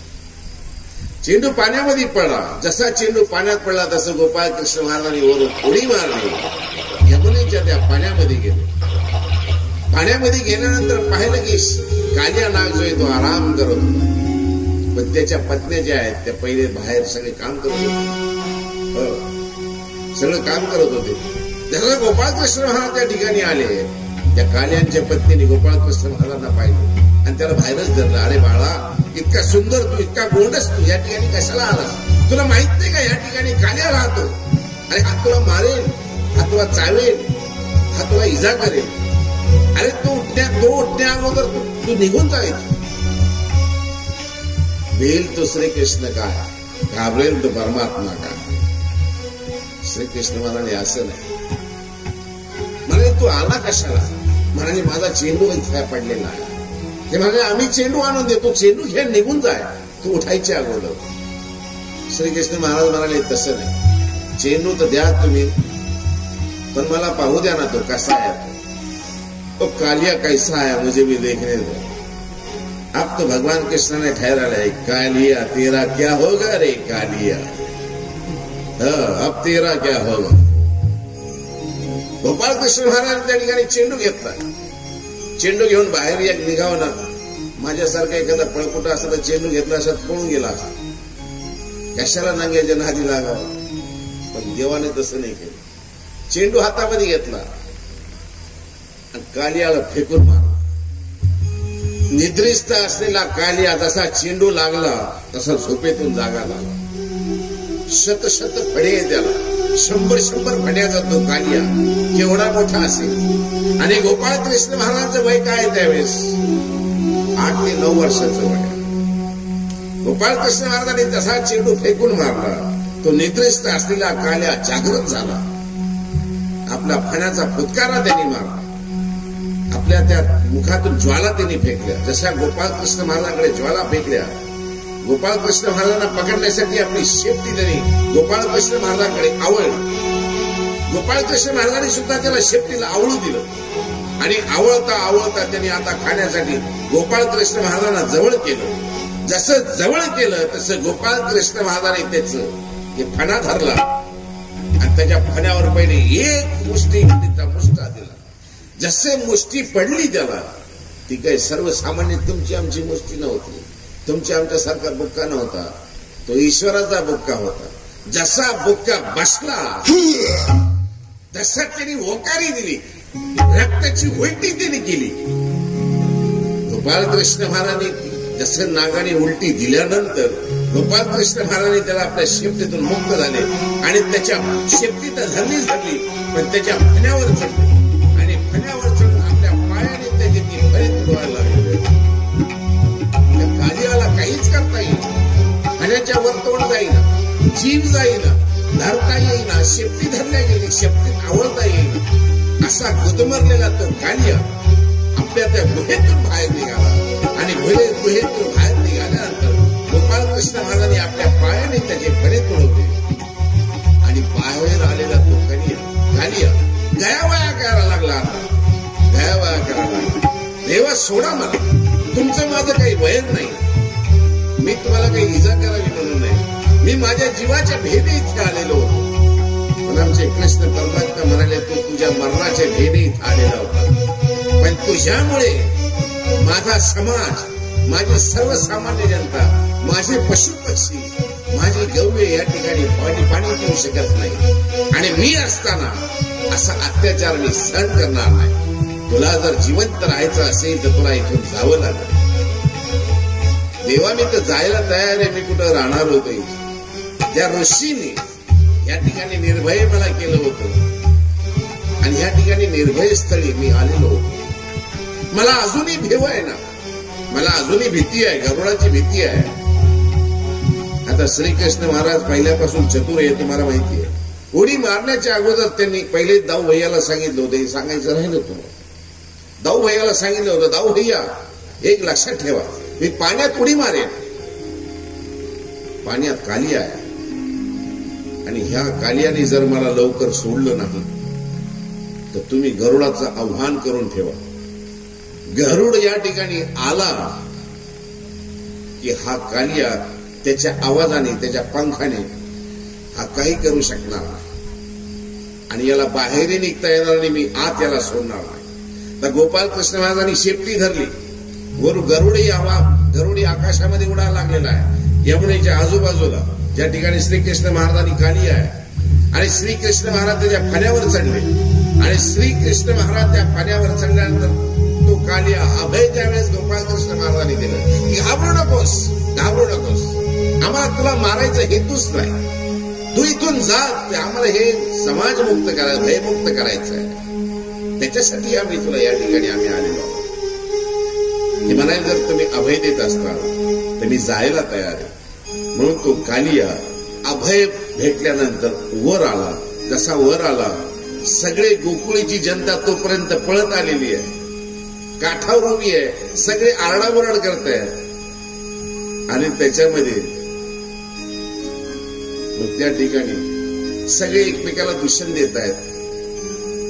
अरे पेंद्या सांग ना, हरीचा चेंडू कोणामुळे गेला? अरे तुझ्यामुळे गेला, अरे याच्यामुळे गेला. नाही, मी नाही मारला, चेंडू तर श्रीकृष्णानेच मारला होता आणि तो चेंडू गेला. सगळे एकमेकाला दूषण करतायत आहेत, रडतायत. यशोदा मैया पळत आलेली आहे, नंद पळत आलेले आहे, अवघी गोकुळ नगरी पळत आलेली आहे, रडारड सुरू आहे आणि गोपालकृष्ण महाराज मात्र बेशुद्ध होऊन पडलेली ती यशोदा आपल्या मांडीवर घेऊन बसलेले, त्याला नंद हवा घालतायत. अगं यशोदा उठ, अगं तुझा बाळ नाही, तुझ्या बाळाला काही होत नाही, अरे काही होणार नाही, घाबरू नकोस. घाबरलेली भेदरलेली अवघी जनता आणि गोपालकृष्ण महाराज पाण्याच्या बाहेर ज्यावेळेस फण्यावर नाच करत येत आहेत ना, सगळ्यांच्या चेहऱ्यावर एक हसू. देखो कालिया के फन पर नाचत कन्हैया, देखो कालिया के फन पर नाचत कन्हैया, नाचत कन्हैया रे नाचत कन्हैया, नाचत कन्हैया ऐसा नाचत कन्हैया. देखो कालिया के फन पर नाचत कन्हैया, देखो कालिया के फन पर नाचत कन्हैया. चम चम नाचे रे कन्हैया, चम चम नाचे रे कन्हैया, चम चम नाचे रे कन्हैया, चम चम नाचे रे कन्हैया. देखो कालिया के फन पर नाचत कन्हैया, देखो कालिया के फन पर नाचत कन्हैया, देखो कालिया के फन पर नाचत कन्हैया. गोपालकृष्ण महाराज नृत्य करत बाहेर आले. अवघी जनतेने सगळ्यांनी ज्यावेळेस गोपाळ कृष्ण महाराजांना त्या शेष नागावर कालियावर नृत्य करताना पाहिलं, एकच आनंद झाला. एकमेकाला दूषण देणारे, एकमेकाला म्हणणारे, एकमेकाला काय म्हणत होते, पेंद्या अरे सांग ना, अरे हरीचा चेंडू अरे पाण्यात गेला कसा, कोणामुळे गेला, कोणामुळे गेला, कोणी म्हणे याच्यामुळे गेला, कोणी म्हणे त्याच्यामुळे गेला. सांग पेंद्या हरीचा चेंडू पाण्यात गेला कसा, पाण्यात गेला कसा, संगना पाण्यात गेला कसा. हा वेदा जीव माझा, हा जीव माझा, जीव माझा झाला वेळा कसा, पाण्यात गेला कसा, संगना पाण्यात गेला कसा, संगना पाण्यात गेला कसा.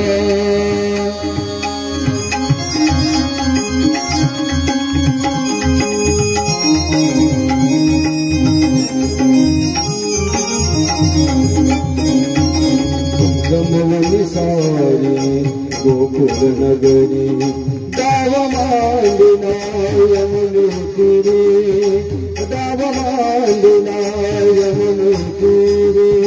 चेंडू उडाला कुंपात पडला, चेंडू उडाला कुंपात पडला, अजून येईना कसा, अजून येईना कसा, पाण्यात गेला कसा, संगना पाण्यात गेला कसा, संगना पाण्यात गेला कसा. सांग पेंद्या हरीचा चेंडू, सांग पेंद्या हरीचा चेंडू पाण्यात गेला कसा, पाण्यात गेला कसा, पाण्यात गेला कसा, संगना पाण्यात गेला कसा. आणि गोपाळ कृष्ण महाराज कालियाच्या फण्यावर नाच करत, नृत्य करत बाहेर आलेले आहे. विनंती करणारा तो कालिया, देवा आता तरी मला मुक्त करा, आता तरी मला जाऊ द्या. प्रभू म्हणाले असं नाही, असं नाही, असं कसं तुला जाऊ द्यायचं. पहिले हे जे विषारी केलेलं पाणी आहे ना, या पाणी विषारी केल्यामुळं कोणाला पिता येईल, हे पहिले तुझं विष तू पहिले सगळं काढून घे, म्हणजे माझ्या जनतेला, माझ्या सामान्याला हे पाणी पिता आलं पाहिजे, पशु पक्ष्यांना पाणी पिता आलं पाहिजे. म्हणून तो काल्याने श्रीकृष्ण महाराजांच्या आदेशाने, आज्ञेने ते जमुनेचं जळ निर्विष केलं. ते म्हणाले आता तुम्ही अभय दिलेलं आहे मला, आता मी इथून जर बाहेर निघालो तर गरुड मला सोडणार नाही. एवढं मोठं माझा देह आहे, 100 फणे आहेत मला, मला चालताना त्रास होतो, गरुड मला खाऊन टाकेल, मला मारेल. देव म्हणाले घाबरू नको, मी नृत्य करत असतानाच माझ्या पायाचा ठसा तुझ्या माथ्यावर मारलेला आहे. तुझ्या माथ्यावर ऑलरेडी त्या ठिकाणी स्वस्तिक उमटले, आणि स्वस्तिक उमटल्यामुळे तुला गरुड काही करणार नाही. आणि त्या ठिकाणी त्याला अभय देऊन पूर्ण गोकुळ नगरीत या कालियाच्या विषापासून आणि कालियापासून भयमुक्त केलेली आहे. अशा एक ना दोन अनेक लीळा गोपाळ कृष्ण महाराजांच्या आहे. आता हे तर वय वाढत चाललेलं आहे, घोड्याही वाढत चाललेलं आहे. आता गोपाळ कृष्ण महाराज जे आहेत ना, आता जंगलामध्ये जात असताना आता तो जो रस्ता आहे, तुम्ही कधी गेले का गोकुळ पाहिलं नाही? पाहिलं. आपल्यासोबत चला, आपण ट्रिप काढणार आहे आता हे भागवत संपल्यानंतर.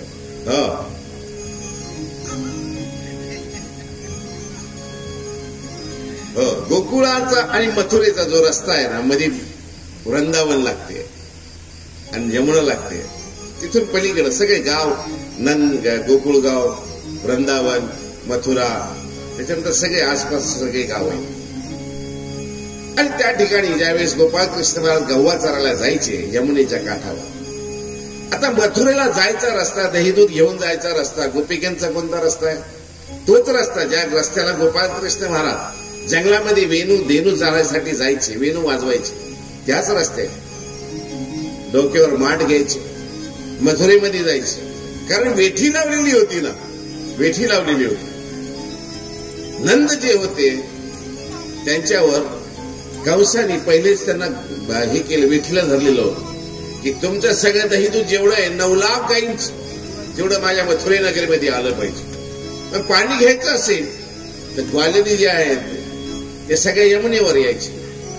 जायचा रस्ता मथुरेचा असेल, दही दूध घेऊन जायचा रस्ता वृंदावनावरच घेऊन जावं लागायचं. डोक्यावर घडी घेतलेले बिचारे, कधी कमरेला घट्ट डोईवर, घट्ट कमरेवर, एक घट कमरेला आहे, एक डोक्यावर आहे, एकावर 1-2 घागरी ठेवलेला आहे.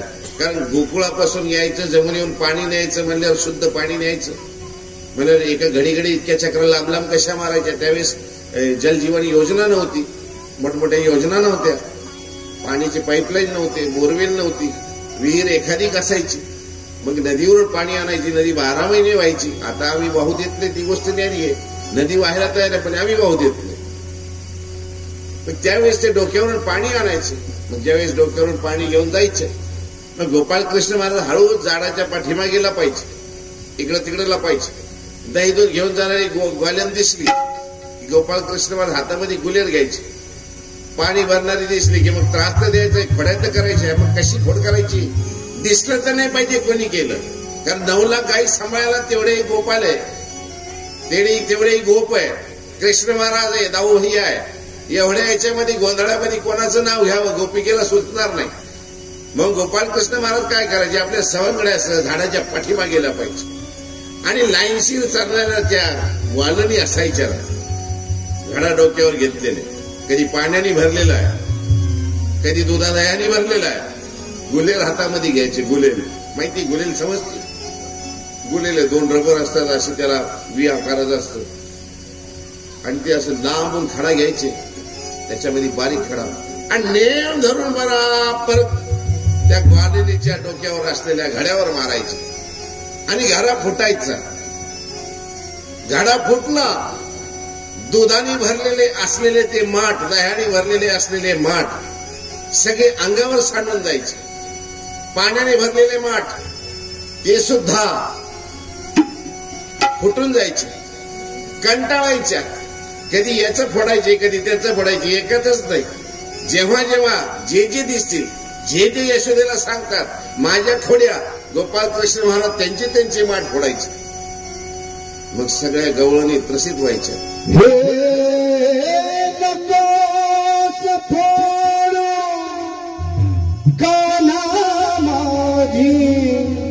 घागर आगर गाणी हे हसेल सारी गोकुळ नगरी, होईल रे बदनामी.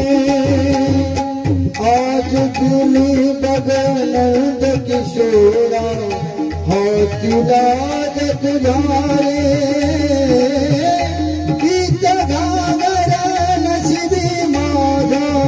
शरण तुला मी आले देवा, शरण तुला मी आले.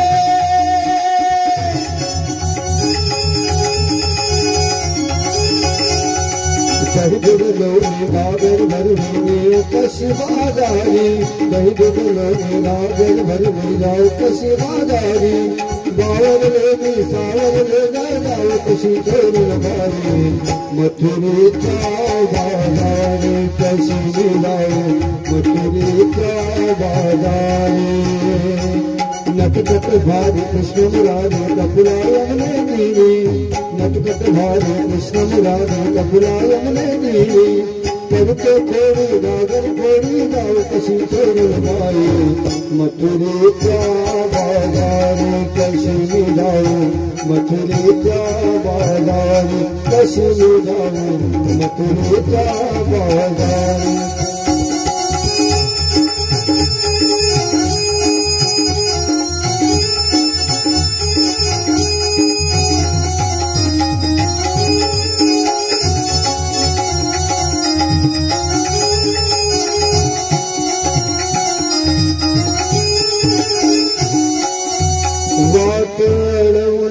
हसतो गाणी गवळणी ऐकून मोहित झाले वाटून हसतो गाणी गवळणी ऐकून मोहित झाले बालार कुण गोपिका श्यामरंग दे श्यामरंग नावणी त्याचा संग रंग दे रास रंगले कीर्ती विकणारी कशी मी जाऊ मथुरेच्या बाजारी कशी मी जाऊ मथुरेच्या बाजारी कशी मी जाऊ मथुरेच्या बाजारी दहकदलोनी गागर भरून जाऊ कशी बाजारी दहकदलोनी गागर भरून जाऊ कशी बाजारी नावर वेगळा सावर वेगळा जाऊ कशी करून बाई मथुरेच्या बाजारी कशी मी जाऊ मथुरेच्या बाजारी कशी मी जाऊ मथुरेच्या बाजारी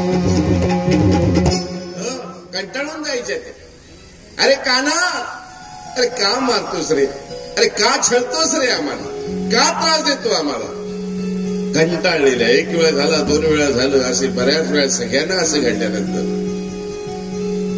मग आता सगळ्यांनी ठरवलं की आता यशोदेला जाऊन सांगायचं यशोदे यशोदे तुझा काना यशोदे यशोदे यशोदे तुझा काना अरे खूप छळतो आम्हाला खूप छळतो आम्हाला खूप छळतो हो मग सगळ्या कंटाळलेल्या गवळणी यशोदे जवळ जायच्या आणि यशोदेला म्हणायचं यशोदे यशोदे यशोदे तुझा हात यशोदे यशोदे यशोदे तुझा हाताना वाटेमध्ये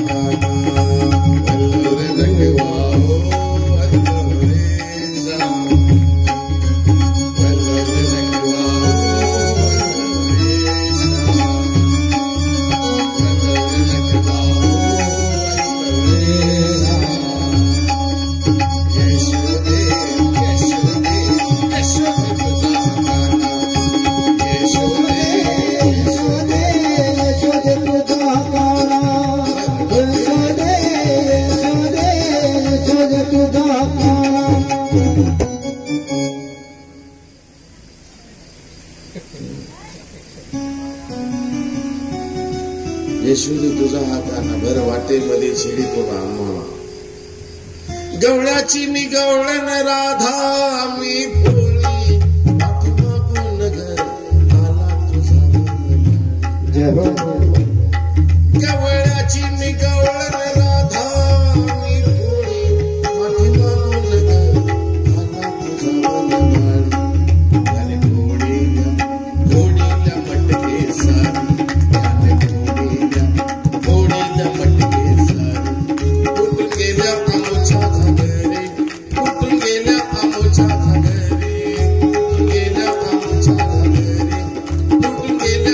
Thank you.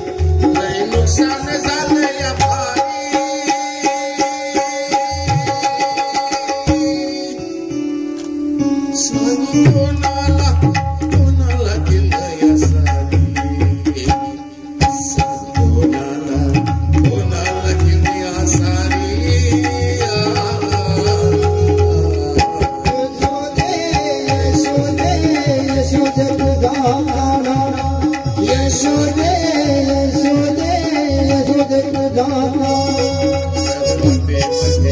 छेडे तू आम्हाला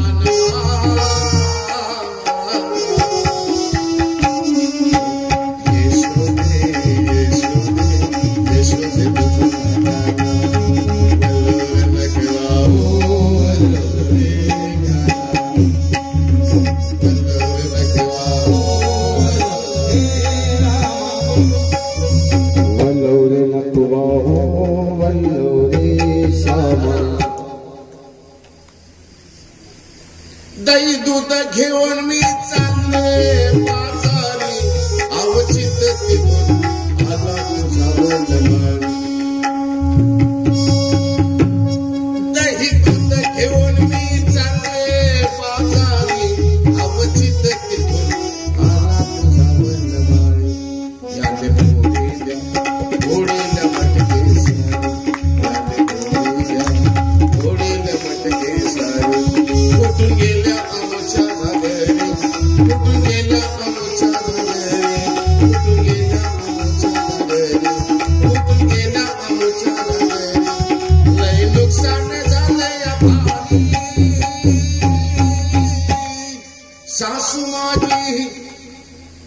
सासू माझी रागवती माझ्यावर सासू माझी रागवती माझ्यावर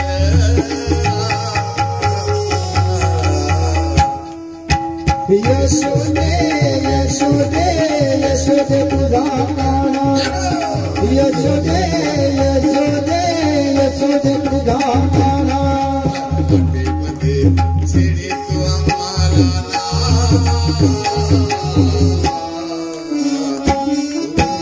यशोदे यशोदे तुझा काना यशोदे यशोदे यशोदे तुझा काना वल्लोर नकवा साबो वल्लोरे नकवा वल्लोरे साबो आता हे भजन जे आहे ना हे माझ्या दत्त मंडळाचं भजन जालन्याचं ठीक आहे. मग आता ज्याचं भजन असलं ना त्या कवीचं फार मोठं त्याला स्वाभिमान असतो की हे माझं आहे त्याचं नाव घ्यायला पाहिजे आहे की नाही?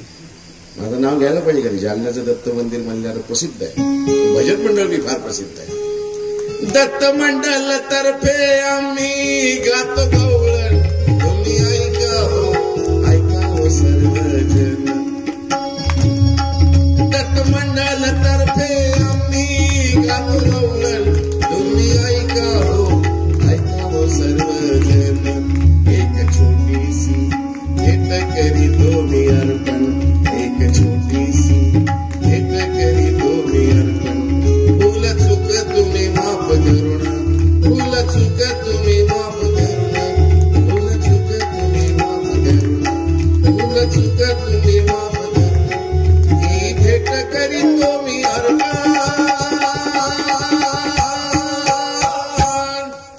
स्वीकारा स्वीकारा स्वीकारा सर्वजन स्वीकारा स्वीकारा सर्वजन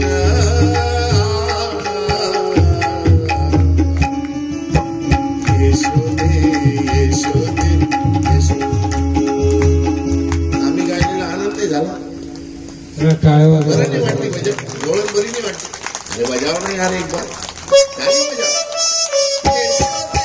यशोदे तुझा काना यशोदे यशोदे यशोदे तुझा काना यशोदे यशोदे यशोदे तुझा काना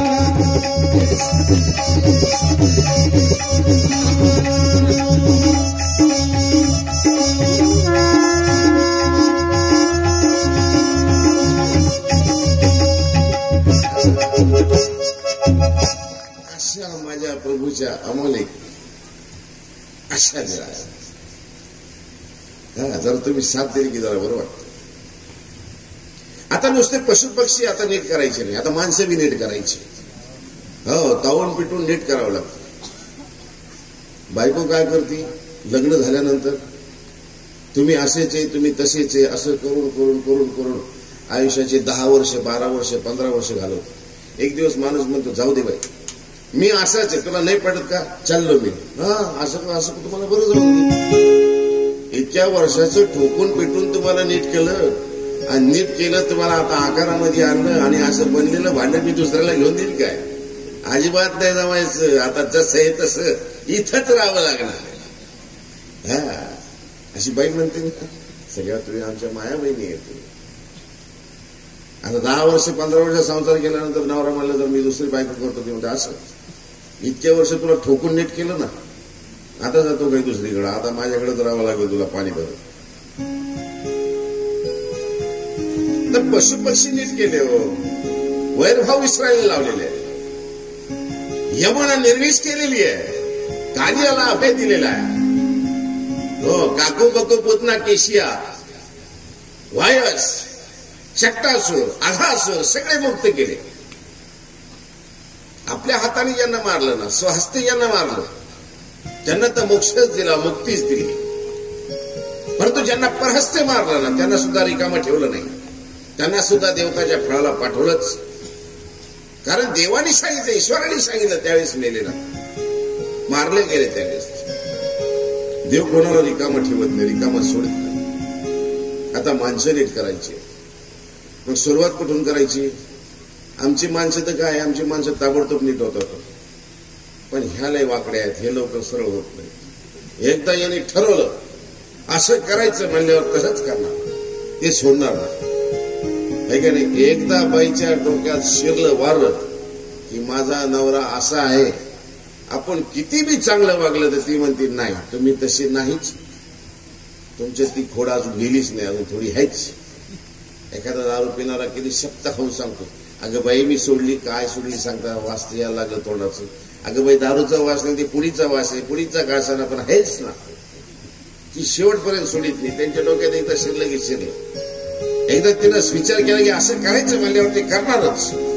आपण त्यांना किती समजून सांगा, बाई ती साडी बराबर नाही, ती चांगली नाही, तीच घेणार, तीच हवी मला. एकदा तरी ठरवलं की तीच करणार. आमच्या गोकुळीच्या ज्या महिला होतात ना, त्यावेळेस नाहणीगर नव्हतं, आणि नाहणीगर नसल्यामुळे ती काय यमुनेच्या तीरावर स्नानासाठी जावं लागायचं. पहिले नदीवर जायची, आता बाथरूम वगैरे ही संकल्पना आली. 1990 नंतर फार स्पीडनं वाढलं आपलं सगळं, राहणं वागणं बोलणं पैसा वगैरे हे 90 नंतर वाढलं. 90च्या अगोदर फार सर्वसामान्य माणसं होतो आपण. 10,000 20,000 रुपये एकरनं शेती होती, आता लाखो रुपये झाली. रोडच्या कडेची तो कोट्याळ भाव चाललाय. अगोदर चुली होत्या. 80-90चा काळ फार सुंदर काळ होता. फार सुंदर सुंदर असे गीत होते, सुंदर सुंदर पिक्चर होते, सुंदर सुंदर संस्कार होते, सुंदर सुंदर आया होत्या, फॅशनेबल नव्हत्या, ब्युटी पार्लर इतक्या नव्हत्या. साधं सुंदर वागणं असायचं, सिंपल असायचं, सोबर असायचं. सिंपल अँड सोबर म्हणतात त्याला, सुंदर दिसायचं. ब्युटी पार्लर पेक्षा ओरिजिनल सौंदर्य जे आहे ना, ते ओरिजिनलच असतं, ते खूप सुंदर असतं. सादगी में खूबसूरती आहे म्हणतात. सादगी आहे ना, त्याच्यामध्ये सुंदरता असते. नदीच्या तीरावर जाणाऱ्या त्या महिला आज नदीच्या तीरावर गेलेल्या आहेत. गोपाळकृष्ण महाराज आता 10 वर्षाचे झालेले आहेत, आणि नदीच्या काठी गेलेल्या त्या महिला आज विवस्त्र होऊन त्या नदीमध्ये पोहत आहेत, नदीमध्ये स्नान करत आहेत. गोपाळकृष्ण महाराजांना हे काय प्रणवलं नाही, हे काय बरं वाटलं नाही बरं का. गोपाळकृष्ण महाराजांना महिला विवस्त्र होऊन नदीमध्ये पोहतात हे काय बरं वाटलं नाही. गोपाळकृष्ण महाराजांनी काय केलं की ह्या महिला ज्यावेळेस त्या ठिकाणी गेल्या, आज यांची खोड मोडली पाहिजे. मग खोड कशी मोडायची आहे? ईश्वर येतो, देव येतो. लोक म्हणतात असा कसा होतो, बायांचे कपडे घेऊन पळाला नाही. पळल कोण? पळल तो पळकुटा पळल, देव माझा पळाला नाही. देवानं वस्त्र घेतले, थोडा लांब गेला आणि एका झाडावर बसला ते वस्त्र घेऊन. निरागस आहे तो, निरागस आहे. 10 वर्षाचा निरागस असतो. आता जे मोबाईल पाहून पाहून लहान पोरं बिघडले ती गोष्ट वेगळी आहे. त्या काळामध्ये मोबाईल नव्हतं, त्या काळामध्ये अशा फालतू गोष्टी नव्हत्या. महिला आता मुलाला लहान मुलगा जर दूध पित नसेल तर आई त्याच्या हातात मोबाईल देते, एवढंसं पोरगं ती कार्टून पाहत दूध पिते. आता हे मोबाईलचं फेड झालं. त्यावेळेस कुठं मोबाईल होते, त्यावेळेस शुद्ध सात्विक होते. अहो आतापर्यंत 1960-70 पर्यंत माझ्या आईने माझ्या वडिलांसोबत लग्न केलं. मी म्हणलं आई जरा पाहून करायचं असतं ना, असा कसा बाप केला होतो. ते म्हणाले पाळ कोण होतं, जे आई वडिलांनी ठरवलं तेच तुझं लग्न, याच्यासोबत लग्न, त्याच्यासोबतच लग्न. आयुष्यभरची गाठ कसा का असाय ना, तो त्याच्यासोबतच आयुष्य काटायचं, होय की नाही. आता मुलींचे चोचले वाढले. आता मुलगा शहरात पाहिजे, त्याला फ्लॅट पाहिजे, त्याला बंगला पाहिजे, तो एकटा पाहिजे, बहिणीचं लग्न झालेलं पाहिजे, आई वडील मेलेले पाहिजे, त्यांचं फक्त फोटो घरामध्ये पाहिजे. हो, त्याला सरकारी नोकरी पाहिजे. सरकारी नोकरीनंतर त्याला अजून काय पाहिजे, त्याला शेती पाहिजे. पण आज शेतीत जाईल तर तो शेतीत काम करायला, शेतीत काम करणार नाही, पण शेती त्याला पाहिजे. पण शेतकरी नवरा करणार, शेतकरी नवरा नाही, सर्व्हिसवाला नवरा पाहिजे. हे चोचले आता वाढले यांचे. पहिल्या काळामध्ये तसं नव्हतं. फार शुद्ध आणि सात्विक होते. गाय आणि बाई सगळ्यात जगामध्ये 2 वस्तू अशा आहेत की त्या बिचारींना काहीच नसतं. गाई एखाद्या चांगल्या शेतकऱ्याकडे राहिली काय आणि एखाद्या कसायाकडे गेली काय, त्यांना जावंच लागतं. तशी बाईची जात होती. एखादा श्रीमंतानी चांगला सद्गुणी एखादा नवरा भेटला काय आणि एखादा व्यसनी भेटला काय, जे आई वडिलांनी लग्न लावून दिलं त्याच्यासोबत आयुष्य काढायचं. ही आमची भारतीय नारी आहे. अभिमान आहे आम्हाला आणि असायलाच पाहिजे. हो, असायलाच पाहिजे. आणि नारीचा सन्मान आम्ही करायलाच पाहिजे. का करू नये, बिलकुल करायला पाहिजे. ती नारी आहे म्हणून नाही, तर एका नारीनं आम्हाला जन्म दिलेला आहे. ज्या नारीने आम्हाला जन्म दिलेला आहे त्यांनी चांगले संस्कार आम्हाला दिलेले, त्यांनी आम्हाला सुसंस्कृत बनवलेला आहे. म्हणून आम्हाला नारीचा सन्मान करायचा आहे. आणि नारीचा सन्मान करायलाच पाहिजे. सद्गुराची खाण आहे ती, सद्गुराची खाण आहे. अरे परमेश्वराला सुद्धा तिथूनच यावं लागतं. आम्ही तुम्ही आलो यात काय कौतुक आहे. आम्ही तर माणसंच आहोत. अहो देवाला सुद्धा तिच्याशिवाय पर्याय नाही. त्याच्याशिवाय सृष्टी चालू शकत नाही ना, ती तर पाहिजे. अहो हे आता 30% 50% 33% आता 8% करून राहिले. माझ्या देवानी गोपाळकृष्ण महाराजांनी, माझ्या श्री चक्रधर स्वामींनी आजपासून हजारो वर्षापूर्वी महिलांना समान हक्क दिलेला आहे. समान हक्क कशाचा दिलेला आहे, कशाचा दिलेला आहे. कसंही वागा, स्वैराचाराने जशी माणसं वागतात तसा हक्क दिला नाही. तुम्हाला तुमच्या विचार व्यक्त करण्याचं स्वातंत्र्य आहे. तुम्हाला तुमच्या भावना व्यक्त करण्याचं स्वातंत्र्य आहे. आजपर्यंत तुम्हाला तुमचे विचार प्रकट करता येत नव्हतं. आजपर्यंत तुम्हाला तुमच्या भावना व्यक्त करता येत नव्हतं. तुम्हाला त्याचं स्वातंत्र्य आहे. तुम्हाला स्वैराचाराने वागण्याचं स्वातंत्र्य नाही. मी त्या गोष्टीच्या खिलाफ आहे. स्वैराचाराने वागण्याचा अजिबात तुम्हाला अधिकार नाही. एका मुलीने विचारलं, का हो बाबा, माझा भाऊ बी आहे, मी बी आहे, माझा भाऊ कसाही वागतो, त्याला तुम्ही सगळे स्वातंत्र्य देता, आम्हाला मात्र सगळे बंधन आहेत. कपडे असे घाला, असंच करा, पदरच घ्या, घराच्या बाहेर निघू नका, असं बोलू नका, तसं बोलू नका, हे आम्हालाच बंधन का. वडील बिचारे शांत होते. वडिलांनी त्या मुलीला घरामध्ये घेतलं. बेटा इकडे आतमधली जे ज्या ठिकाणी शयनगृह होतं त्या ठिकाणी नेलं. त्या ठिकाणी तिजोरी होती. ते म्हणाले, बेटा हे काय. ते म्हणाले, तिजोरी. अलमारी खोलली, आतमध्ये तिजोरी खोलली. तिजोरीमध्ये खोलल्यानंतर आतमध्ये बॉक्स काढलं, लाल बॉक्स. त्याच्यामध्ये दागिने ठेवलेले होते. हिऱ्याचा दागिना होता. त्या दागिन्याला पहिले गुंडाळलेलं होतं कपड्याने. ते कपडा काढला, ते बॉक्स खोललं. ते बॉक्समध्ये तो हिरा ठेवलेला होता. त्याने ते काढलं. बेटा हे काय. म्हणाली, हिरा. ते म्हणाले, हिरा घराबाहेर फेक ना. ते म्हणाले, इतकं बहुमूल्य वस्तू आहे, अमौलिक वस्तू आहे, याला घराच्या बाहेर कसं ठेवता येईल, याला तर जपून ठेवावं लागेल. वडील म्हणाले, बेटा आता हे पाहिलं ना तू, आता चल. घराच्या बाहेर गेले तर लोखंड पडलेलं होतं. ते म्हणाले, हे पाहिजे लोखंड, याला घरामध्ये ठेवू ना. ते म्हणाले, हे लोखंड आहे, हे काय किती भेटतं आणि कसंही भेटतं आणि याला कोणी नेतही नाही, याला काय जपायचंय. कोण विचारायला लागलो तुम्हाला. हो साहेब खरं सांगा, कोण विचारतंय तुम्हाला. कोण विचारतंय आपल्याला. कोणी विचारत नाही. हा, वडिलांनी घरामध्ये नेलं. मुलीला सांगितलं, बेटा तू माझ्या कुळाची, तू माझ्या घराची, तू माझी अशी अमौलिक संपत्ती आहे, हिऱ्यासारखी. म्हणून तुला मी तिजोरीत जपून ठेवत असतो, म्हणून तुला मी इतका जपत असतो. म्हणाले, माझा भाऊ ती म्हणायचं लोखंडासारखं आहे, त्याला कोणी नेत नाही, कोणी नेत नाही त्याला. गेलं तरी संध्याकाळी पुन्हा फट्यावर यावं लागतं आपल्याला. हो काय आजपासून मी घरात येणार नाही, पुन्हा संध्याकाळी कोणी विचारित नाही. बाहेर पाणी प्यायचं म्हणल्यावर 20 रुपये लागते, चहा प्यायची म्हणल्यावर 10 रुपये लागते. संध्याकाळी पुन्हा किती राग आला तरी घरी यावंच लागतं. कोणी विचारतंय आम्हाला, जर तुम्हाला ते नाही आवडतं तुम्ही आमच्या समोर त्यांची स्तुती करता. अरे कोणी नेत नाही आम्हाला, फुकट घेऊन जा म्हणले तरी कोणी घेऊन जात नाही. जातं का चांगले वडीवाले आपल्याला कोणी नेतं? कोणी नेत नाही आपल्याला. तुमची किंमत आहे, तुम्ही अमोलिक आहे. मग गोकुळीच्या महिला या अमोलिक आहेत ना, माझ्या देवाच्या आहेत ना, त्या माझ्या देवाच्या गावच्या आहेत. आणि असे विवस्त्र होऊन नदीमध्ये आंघोळ करतायत, हे माझ्या देवाला कसं पटलं? गोपाळ कृष्ण महाराज यमुनेच्या तीरावर जातात, त्या डोहामध्ये त्या तिथं जातात, तिथं आंघोळ करतायत. आणि हे विवस्त्र होऊन मग्न झालेले आहेत, आंघोळ करतात.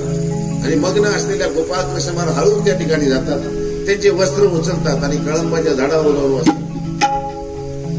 आणि मग त्या ज्या महिला आहेत, त्या ज्या गौरवणी आहेत, ते आर्ततेने देवाला हात मारतात. चतुरा धर्माची कहाणी कृष्णाने भुलल्या यमुनेवर गवळणी.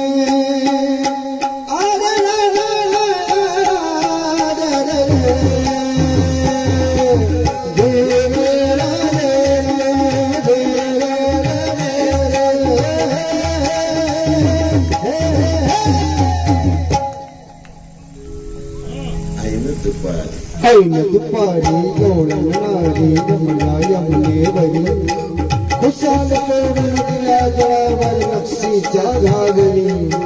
बसले सुटली अलगद पडली ओढा काठावरी. थोमगत गोपी गळात शिरल्या उठल्या ग शिरशिरी, गोपी उठल्या ग शिरशिरी. गोपी न्हाण्यात होत्या दंग, तो चाला सखा श्रीरंग. गोळा करून वससारी बसला चढून कळंबावरी. अरे कान्हा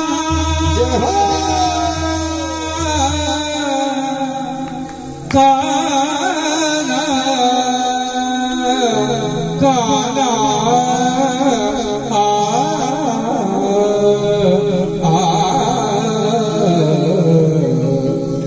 पुण्य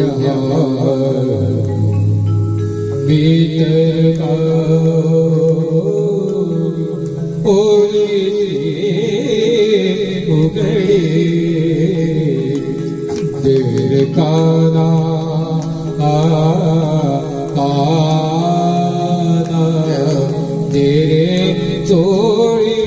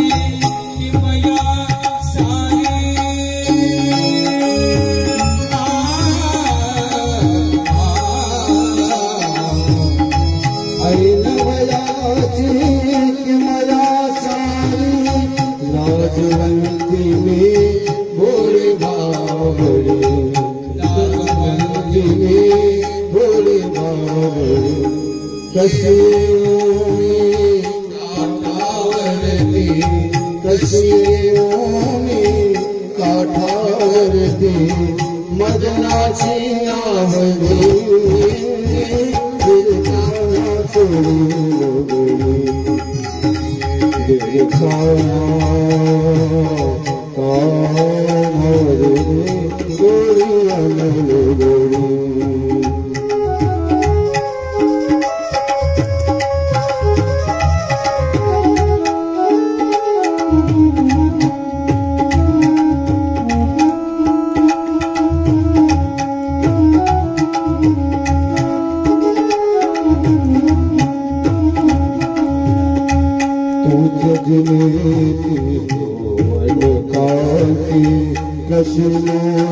रे आतुर होती तू जगली यौवन काती कसलो चले आतुर होती देवाहून मुक्त भावना देवाहून मुक्त भावना शरणागत बापुरे दुर्गाना करू दुर्गाना काना दे तोड़ी अनलुगड़ी तेरे तोड़ी अनलुगड़ी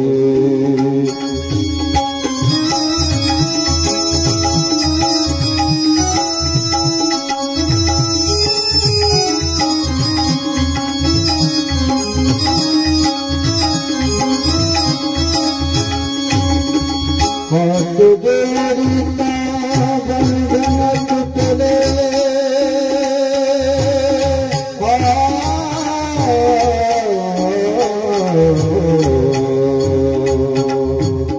हाथ जोड़ता बंधन टूटले जीवाना मी पण कुठे आता जीवाना मी पण कुठे आज्ञाने जणू परमात्म्याला आज्ञाने जणू परमात्म्याला अर्पण केली तुझी काना तोड़ी लुगड़ी हर काना काना दे तोड़ी अनलुगड़ी तोड़ी अनलुगड़ी तोड़ी अनलुगड़ी गोपाळकृष्ण महाराज वस्त्र घेऊन स्नानामध्ये दंग असलेले ह्या गवळणी बराच वेळ झाला तरी सावध होत नाहीये. गोपाळकृष्ण महाराजांनी एक खडा मारला. खडा मारल्याबरोबर फार सेन्सिटिव्ह असतात महिला, फार सेन्सिटिव्ह आहे. ताबडतोब खड्याचा आवाज आला की सगळे जागृत झाले. अरे काय पडलं पाण्यात? इकडं तिकडं पाहायला लागले, अंग लपवायला लागले. लांब गोपाळकृष्ण महाराज दिसले. बाहेर येण्याचा प्रयत्न करावा तो गोपाळकृष्ण महाराज बाहेर येऊ देत नाहीये. आतमध्ये राहावं तर पाण्यामध्ये किती वेळ राहावं? अरे कान्हा वस्त्र दे रे आमचे, अरे कन्हैया वस्त्र दे ना. अरे असं काय करतोस तू? कान्हा वस्त्र द्यायला तयार नाही. कान्हा वस्त्र द्यायला तयार नाही. ऐनवयाची किमया सारी लाजवंती मी भोळी भावली. पिलू रागे बरं का, पिलू राग फार अवघड आहे वाजवायला बी गायला बी. रागरागिणी म्हटलं पिलू राग आहे, 9 रागातला एक राग. लाजवंती मी भोळी भाबळी येऊ कशी मी काठावरती. देवा कशी येईल मी बाहेर? तू म्हणतोस बोलतोस मला, मी पण येईन बाहेर कशी? येऊ कशी मी काठावरती मदनाची लाजरी दे रे सोडी. अरे देवा तरुण आहे माझं वय, तरुण वयामध्ये मी कसे तुझ्या समोर कशी येऊ शकेल? माझ्या देवाने सांगितले चक्रधर स्वामी, बाई धर्म स्त्री अशी रक्षण. जोपर्यंत लाजेचा पदर बाईच्या डोक्यावर आहे तोपर्यंत ठीक आहे. ज्या दिवशी बाईने डोक्याचा पदर, लाजेचा पदर काढला, त्या दिवशी समाज त्याला घाबरायला लागतो. जोपर्यंत बाई जगाला भीते तोपर्यंत जग त्याला भिवू नये. आणि ज्यावेळेस बाईने भीनं सोडून दिलं समाजाला ना, तर समाज त्या बाईला भ्यायला लागतो. लज्जारूप धर्म स्त्री अशी रक्षण असते. लज्जारूप आहे म्हणूनच ती रक्षणा आहे, त्याचं रक्षण आहे बिचारीचं. ती मायमाऊली आहे माझी. मीही एका आईच्या कुखातून जन्म घेतलेला आहे, एका आईच्या उदरातून जन्म घेतलेला आहे. तुम्ही माझे सगळे आई बहिणी आहेत. चाणक्य सांगतात आपल्या नीतीमध्ये, बाईचा आहार दुप्पट, धाडस 4 पट, लाज 6 पट आणि काम वासना 8 पट. बाईचा आहार माणसापेक्षा डबल म्हणजे कोण्या अर्थाने? काही बनलं की चाटून खाऊन पाहिजे. हे झालं, ते झालं, ते झालं. बाई जेवायला बसली की बराच वेळ लागतो. खाती थोडंच, पण ती बराच वेळ लागतो. माणूस कसा आहे, सकाळी खाल्लं की संध्याकाळी खातो. बाईचं तसं नाही. 9 वाजता न्यारी करत, पुन्हा 12 वाजता काही खाईल, पुन्हा 2 वाजता 3 वाजता काही खाईल, पुन्हा मुलगा आला त्याच्यासोबत काही थोडं थोडं थोडं थोडं काही. आहार पाहिला तर दुप्पट होऊन जातो. बाईचा आहार दुप्पट, धाडस 4 पट, धाडस 4 पट.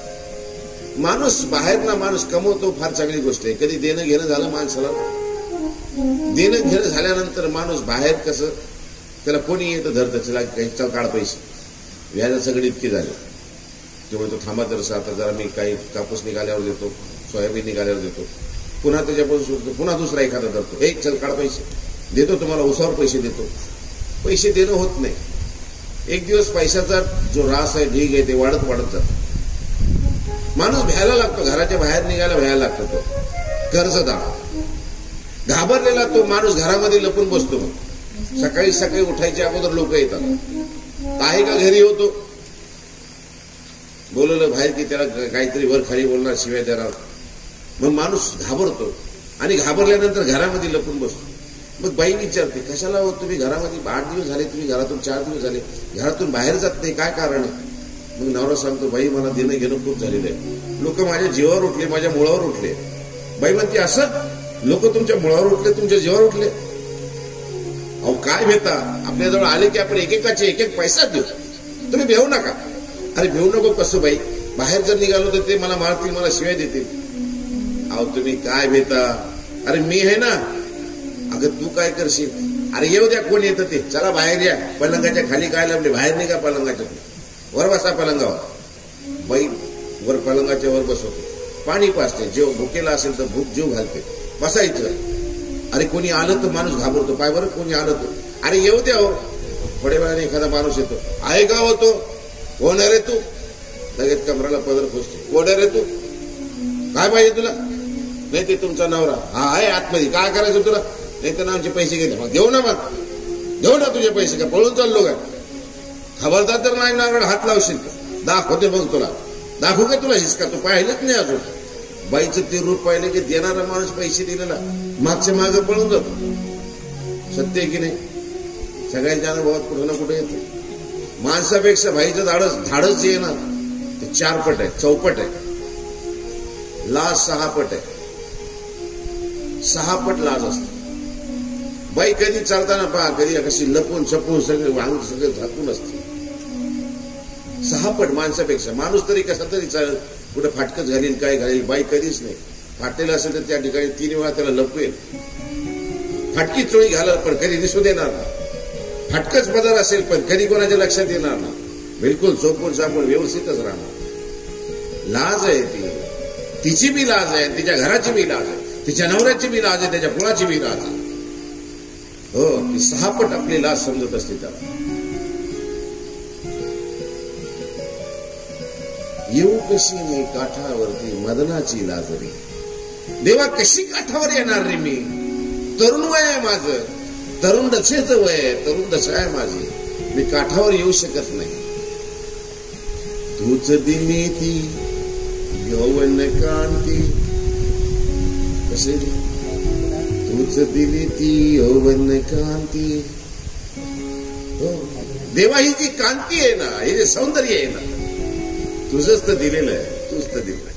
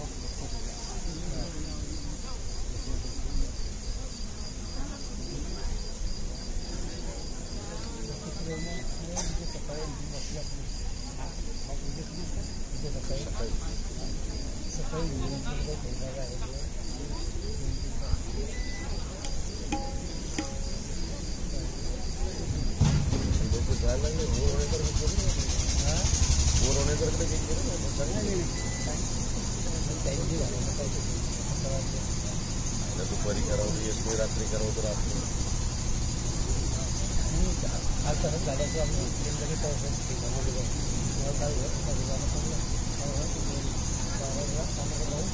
त्याला बाप देताना मग खांदीच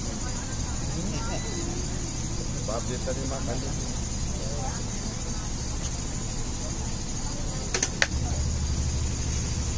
हो तूच दिली ती यवन कांती. देवा जे काही आहे तुझ्यामुळेच आहे ना, तुझंच आहे ना सगळं. अरे तू असा त्रास देशील तर कसं होईल देवा. देवा वस्त्र दे रे आमचे.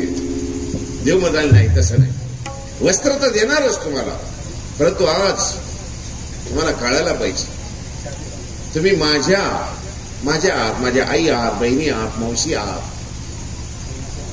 तुम्हाला समजायला पाहिजे ना की असं विवस्त्र होऊन आंघोळ कशी करावी. अहो ही जलदेवता आहे, ही जलदेवता तुम्हाला पाहते. अरे इथं कोण आहे काना जे आम्हाला पाहणार आहे. अरे कोण नसलं तरी ही जलदेवता आहे ना. इथे हे झाड आहे, लता आहे, वृक्ष आहे, लिली आहे, पशु पक्षी आहे, आणि सगळ्यात मोठा तो सूर्यनारायण आहे, तो पाहतोय ना. अरे लाख आकाश है देख रहा है तुम्हें देखने वाला. तुला जरी कळत नसलं, तू मांजरीसारखं डोळे बंद करून दूध पित असणार, तुला असं वाटत असतं कोणी मला पाहत नाही. अरे पण जग पाहतंय ना तुला. असं नाही वागावं, असं नाही करावं. असं वागणं हे बरं नवं. बरं का ना, तू म्हणशील तसं. अरे पण बराच वेळ झाला, आता पाण्यामध्ये आम्ही किती वेळ थांबावी.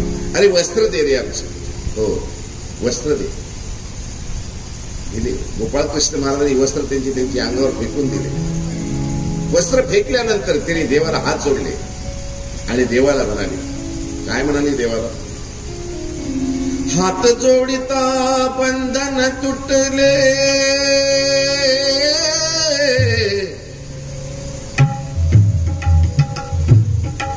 हात जोडिता बंधन तुटले,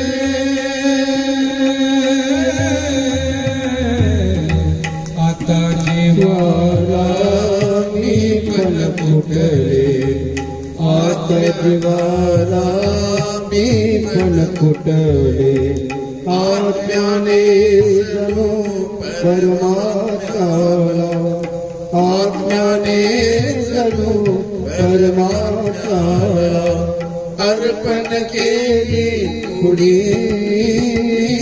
देवी काना सोयी लुगडी, देवी काना. हात जोडिता बंधन तुटले. देवा हात जोडते तुला, हात जोड.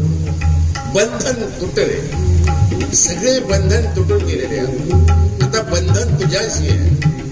तू जे बनशील, जे घालशील ते बंधन आहे. हात जोडिता बंधन तुटले, माझ्या जीवाला मी पण मुकले. माझं मी पण निघून गेलेलं आहे. आता जे काही मी आहे ना ते तू आहे, तू आहे ना ते मी आहे. माझ्या जीवाला मी पण मुकले, आत्म्याने जणू परमात्म्याला. तू परमात्मा, ही माझी आत्मा. माझी आत्मा तुझ्या श्रीचरणी मी समर्पित करते, आत्मसमर्पण करते.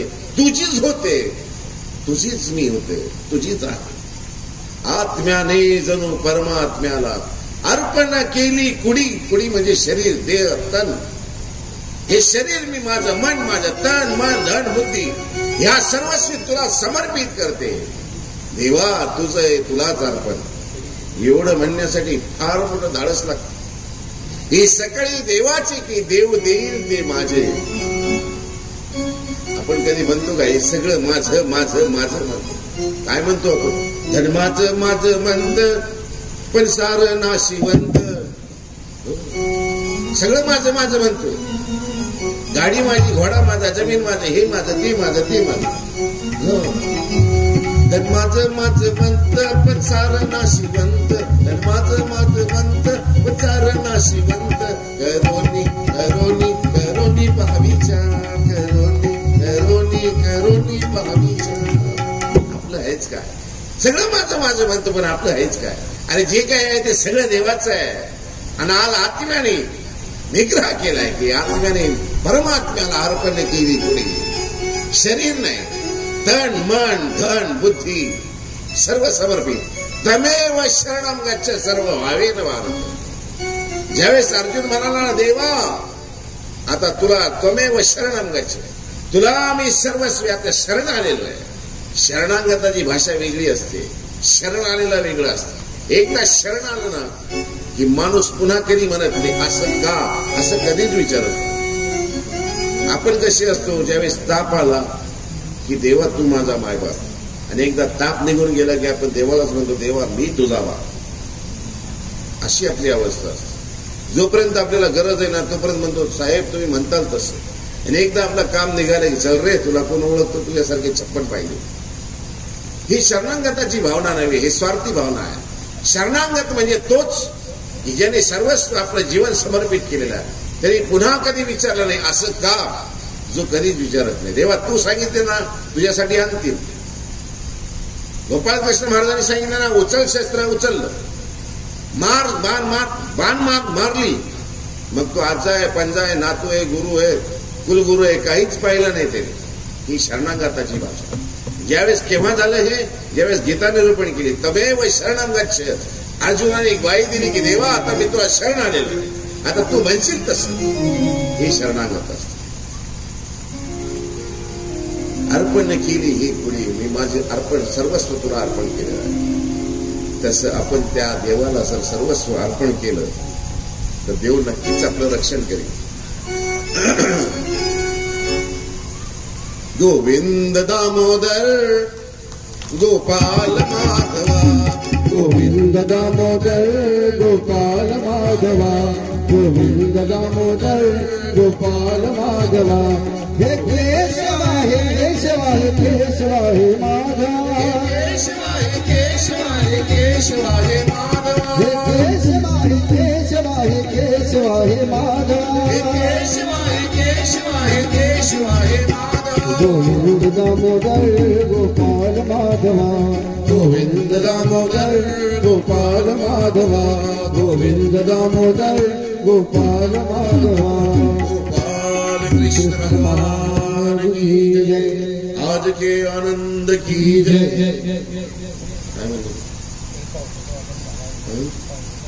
पावसाचं वातावरण झालेलं आहे. तुमच्या सर्वांची सेवा करता करता जे काही तोडकं मोडकं येत होतं मला, हे मी तुम्हाला सांगण्याचा प्रयत्न केलेला आहे. उद्या समाप्तीकडे आपण जाणार आहोत. उद्या शेवटचं सत्र राहणार आहे. इच्छा आमची खूप होती की पूर्ण तुम्हाला श्रीकृष्णाचं चरित्र सांगावं, पण बजेटचा हिशोब पाहावा लागतो, माणसाचा हिशोब पाहावा लागतो, आमची वेळ काळ पाहावी लागते. आणि सगळ्यात मोठं आमचे जे सगळ्यात मोठे दोन कलाकार खरोखर जबरदस्त कलाकार आहेत. ऐकल्यानंतर तुम्हाला कसं वाटतं? बाबाची आवाज आणि बाबाची कला बाबाला काही येत नाही.